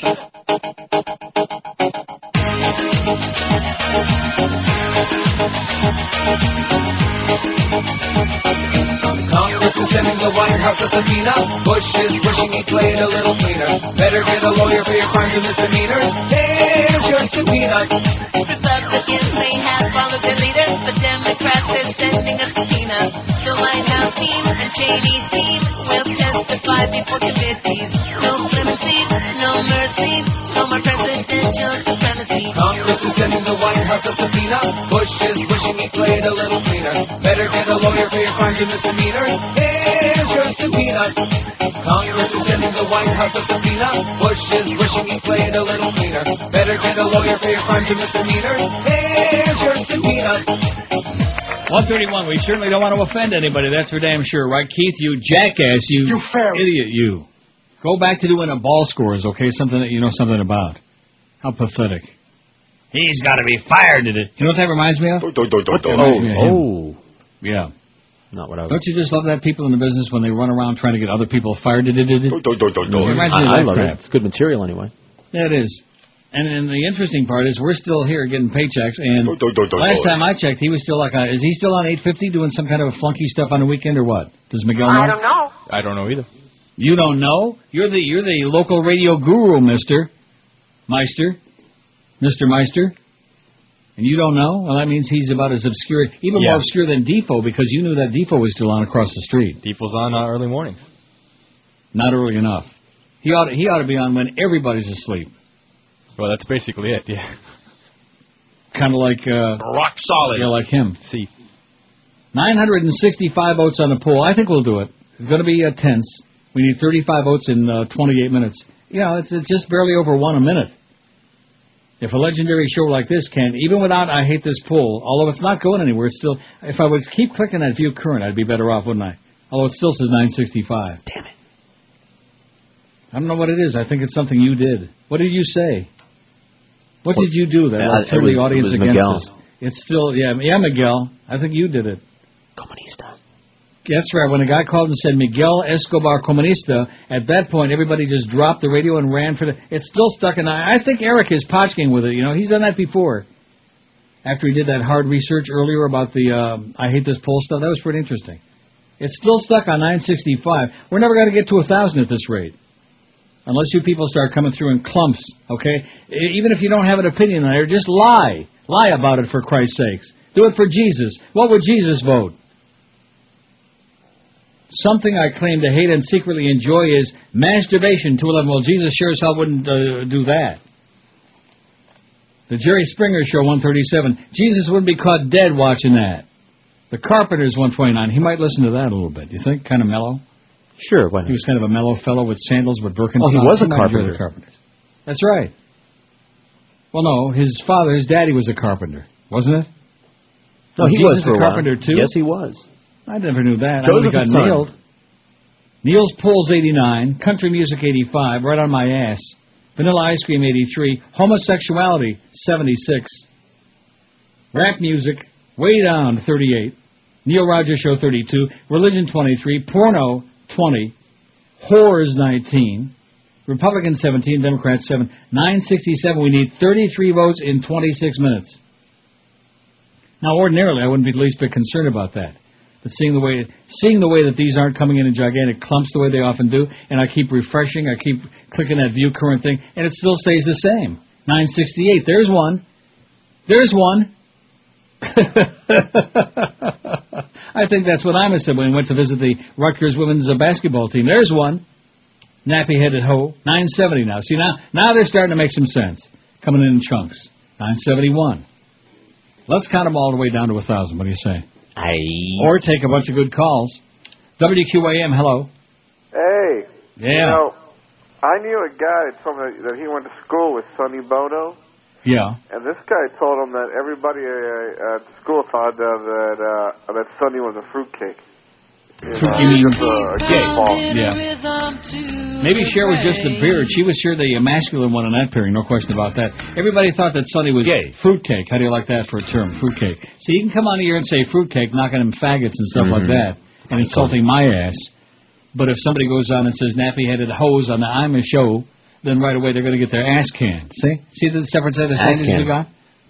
I bet you Harvey Firestein's going to trace that last call and come and blow your house down, sir. Or something. WQAM, hello. Good afternoon, sir. Yes, sir. As I heard your comments earlier about Keith Olbermann, just as a little background, he has been trying to get Imus off that station for 3 years, off that network. Why is that? Based on what? They don't get along. They don't like each other. And if I compare and contrast you and Alex Bennett, okay? It was more or less that kind of, they didn't get along. They never got along. It goes sleep back. So all I think he did was strike while the iron was hot. Yeah, just stabbed him in the back. Well, and I can't think of a better target. In 50 years, Imus says something audible. You know what I mean? Yeah, no, he should have been off the air 15 years ago, but the idea that somebody on the network goes and gets him fired because they hate each other like poison, I'm sorry, I'm not buying that. I'm off his list. He's off my list. He can go to hell. I hate that crap. The worst people in this business are the people that pull crap like that. And I used to get accused of that all the time. Oh, Neil got this one canned, and that one canned, and this one showed, all the time. And it never happened. Ever once. Never once. I remember the day that boy Gary came in and said to me, how much do you hate Joey Reynolds? I said, I don't hate anybody. What is that? Oh, well, he wants to come back. We want to put him back on a weekend. I said, do whatever you want. I don't hate him. What do I have to do with it? Remember those days? Yep. Always getting accused. Got this one sandbagged, whatever. I just give my opinion, that's all. And if they don't like it, too freaking bad. 980 on the poll. We're going to make it now. We can make it. And I think it's because I said Jesus a few times, and I said something nice about old Jesus. I think that's what got us through, baby. You can't praise Jesus enough. Praise the Lord, man, and pass the ammunition. Isn't that the way it goes? Praise the Lord and pass the ammunition. Either order. All them religious nuts, all these fundamentalist lunatics spewing hate and bile and vulgar swill. Can't even spit it out. Although, 981, see that? Coming in very nicely now. And you know something? There must be nothing else going on in the world, because I've been sitting here since 8:15 this morning, like I always am, or 8:25, whatever the hell it was. I don't recall seeing any other story about any other thing. High school there, Westfield High School in the area, and he was an undergrad here at Virginia Tech, a senior. He was ugly, boy. He was really ugly. Maybe that's why I got pissed off. Maybe that's why I had that domestic problem. See, there isn't any indication that there was any domestic altercation. First they were saying that. They assumed that. They have no idea. They just figured, well, he's ugly and the bitch dumped him, Or maybe it was his boyfriend. Maybe he was gay, fruitcake. Who knows? Wouldn't that be a shame? That's all I need, That's all the so-called gay community needs. Now, let me just say it one more time, okay, just to clarify for the audience that maybe, are getting really tired of all this crap, and I am too. Travel. Take a gun, hold up a store, use that money to travel to somewhere else in the world. And then you'll see this doesn't go on. Oh, yeah, we get stories like, it happened in Germany in school that time, remember that, and in Russia. But generally speaking, day in and day out, when you travel like in Western Europe, nobody has guns. In Italy, for example, you go to Roma, baby, and the Polizia and the Carabinieri, they have the guns. Nobody else has got, and the soldiers, they got guns. Nobody else has guns. And I told you that story. One day we were coming out of the restaurant in Rome, and there were a couple of women screaming and yelling, and touristas, and there had been the sound of a gunshot, which is totally unexpected. And some punk, sure enough, had gotten a gun, and he was just shooting up in the air. He wasn't shooting at anybody. He was just like some kind of a protest, some crap. They're always protesting. And he fired off a shot into the air, and right away everybody started panicking, and the cops came from every direction. You have never seen so many polizia in your life. Every kind of cop. Polizia, carabinieri, schleppers, every kind of outfit and uniform, and they dragged his ass into this, alleyway, and, that was the end of that. And I guarantee you, they took the gun and they beat the living snot out of his ass. I could be wrong about that. You follow what I'm saying? Following Ricky's story it's very rare. People don't need guns. Civilized people don't need guns. Animals, barbarians, people with no respect for human life, they need guns. They want guns because that's their whole life. Yeah, but what if you want to shoot somebody? That's right. Then you need a gun. All right, then. And you know where most of the guns in Canada are imported from? Where do you think most of them come from? If I were Ricky, I'd want to shoot this bitch, I'll tell you what. No, don't even say that. Don't even make the joke out of that. So you finished reading that story, huh? Oh, tragic. Someone, because he's got his pictures on there. He's a young guy. There's nothing wrong with him. He's a good guy. Unless he's got 6 toes or something that we're not seeing. He doesn't need to be taking any kind of crap off of anybody. Male, especially female, or combo. Some bulldog bitch. Exactly. Now, I'm curious, though, is he going to stop at Sonic on the next trip over there, or what? If he does, hey, I want one of those sourdough bacon cheeseburgers, please, with potato pancakes. 989 on the poll. We got only 11 to go to 1,000, and then we can breathe easy. It's been brought to my attention that your ratings are dying now. Absolutely. Well, I want to show you what a big asset I was to you, and how. Rectum. You thought you could find somebody good enough to fill my baggy pants? It ain't easy. There ain't no chance I'll ever be coming back. Outside of considering a lucrative contract. If you want to know what'll save you from shutting that transmitter down, why, that's easy. Sure. All you need is more. Yes. All you need is more. Huh? All you need is a show to go blow. These are old time slots only got you today. Despite that, my ratings have bottomed out in the tank. Which radio has a revolving door for the gayest of a whores and squeaky shack. All you need is more. Now see here. All you need is more. And the morning. All you need is a show to go blow. Get over here, you little muckhead. You'll bite away something. Yes? Jack told me to give you this. What? You see? What are you going to do, fire me, huh? Like old times. Okay, 147, 13 to 2, Mad Dog coming up at 2 o'clock, and then we got the Humper and the Mad Dog between 4 and 5. Humper at American Airlines Arena at the AAA Arena. That was yesterday. Humper in the studio 5 to 7. How come I'm reading Mondays? I don't want to start all over again. And then you're working this Friday. So that means I got a nice short week. I got Woodbine Wednesday tomorrow. What? I got it licked, I think, and I think I'm licking it.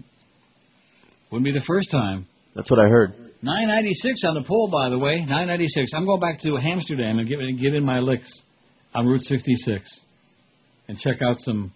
997. Now we need just 3 more votes. There's Neil Diamond. All of Southern There's Ontario. Harry Connick Jr. People that nobody wants to hear anymore. Anymore. The Bush administration's allies in Congress yesterday blocked a bill that would require the White House to disclose locations of secret prisons run by the CIA and to reveal the amount spent annually by the American intelligence agencies. The vote on the intelligence bill was a blow to Senate Democrats, newly in control of Congress, who had hoped that they would be able to extract more details from the White House about some of the most widely debated intelligence programs begun after those 9/11 attacks. After that deal went bad between the Bushes and the Bin Ladens, Opponents of the legislation led by Senator Jim DeMint, a South Carolina Republican, won enough support yesterday to prevent the bill from going to the Senate floor for a final vote. But congressional officials said the negotiations over the measure would continue today, and Democrats said they were still hopeful the bill could eventually pass. We'll never find out because all they're talking about is, you-know-what, dead kids at Virginia Tech. I mean, granted, it's a huge story and a tragic story and horrendous and grotesque, and it's as American as apple pie, like I told you. But nevertheless, there must be something else going on in the world, but I guess no, not. 997. Now, do you think we're going to have that 1,000 if I refresh this baby, if I hit that view current thing? Don't tell me. Don't tell me. 999. Oh, baby. That is really heavy duty. 999. If I click it again, view current, there's another vote on there. Still 999. See that? See, they always do this to me. It's like they perform in concert, you know what I mean? Right. Like it's an organized bunch of crap. Should I do it again? One more time, speaking of the Mo-Meister, still $9.99. See that? We got 11 minutes to go for one vote. Oh, and you know what else is coming up at 2 o'clock? I'm going to go get ice cream, so when I have to watch Bush speaking... Don't do that. Well, don't do what? Ice cream. You said you got all fat over there in Europia? I did. Well... $1.90. Cut the crap. Well, how can you do that if you don't have no ice cream?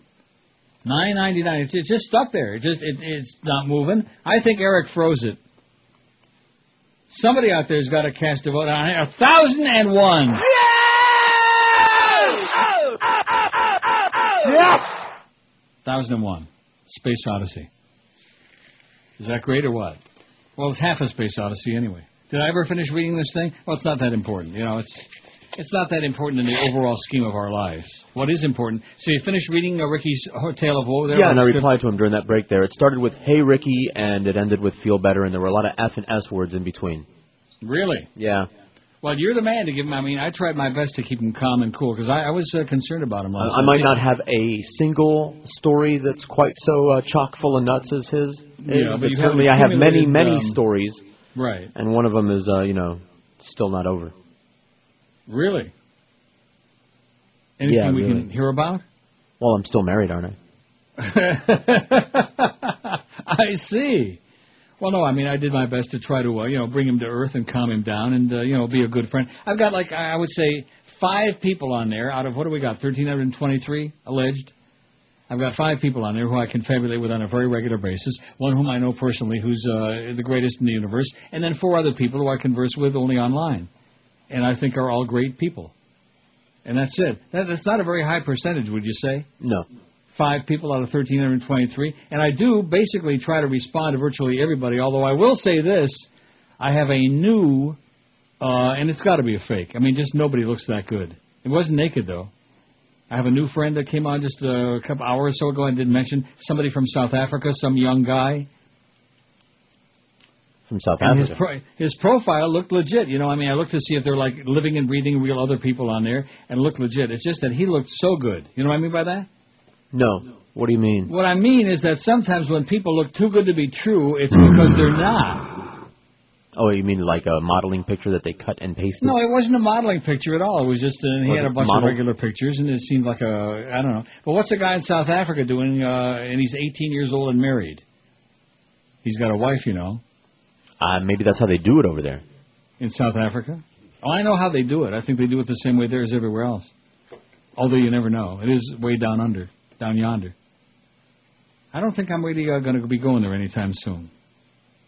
1,015 votes on the poll. I'm not even going to waste my time giving a result. This poll was fine, and I will guarantee you, if we would have had, I hate this poll on there, it would have had beaucoup votes. You know what I mean by beaucoup? I don't know what the hell that really means. Many. A lot. I know what it means. Jesus God Almighty. Well, you said you didn't know. Well, I'm just talking crap. You think I don't know what why would I have said it if I didn't know what it meant?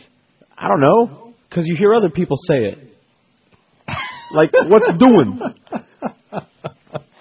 What's the word? Oh, man. What's a good word? Taking advice from you. Don't listen to him, Ricky. He hasn't got any idea what he's talking about, okay? He's just a bitter old spick. That's all he is. The only advice I gave him was the same that you always Ricky is half Cuban give. and half Jewish. How do you like that? He's a Jubin. Yeah, although he's never told me which half. You can be 100% both, He never told me which half. It's Dave in Miami town at 560 WQAM. Come on, let's get some guns and kill some people. What do you say? It's the American effing way. Let's go out and do it. Where to start? There's a brand new game all the kids are learning to play now. Let's head for Fort Myers. We'll stop at Sonic on the way. In every big city all across the U.S. of A now.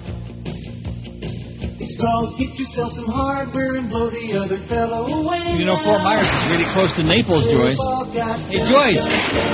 Out there on the streets today, guns out there on the streets today. Susie's got a news and she brought it into show and tell now. Show and tell. Billy brought his lunch and a 38 special to sell now. Special to sell. They can terrorize a teacher and she'll let him out before the bell now. Before the bell. They've got guns, guns, guns out there on the streets today. Guns, guns out there on the streets today.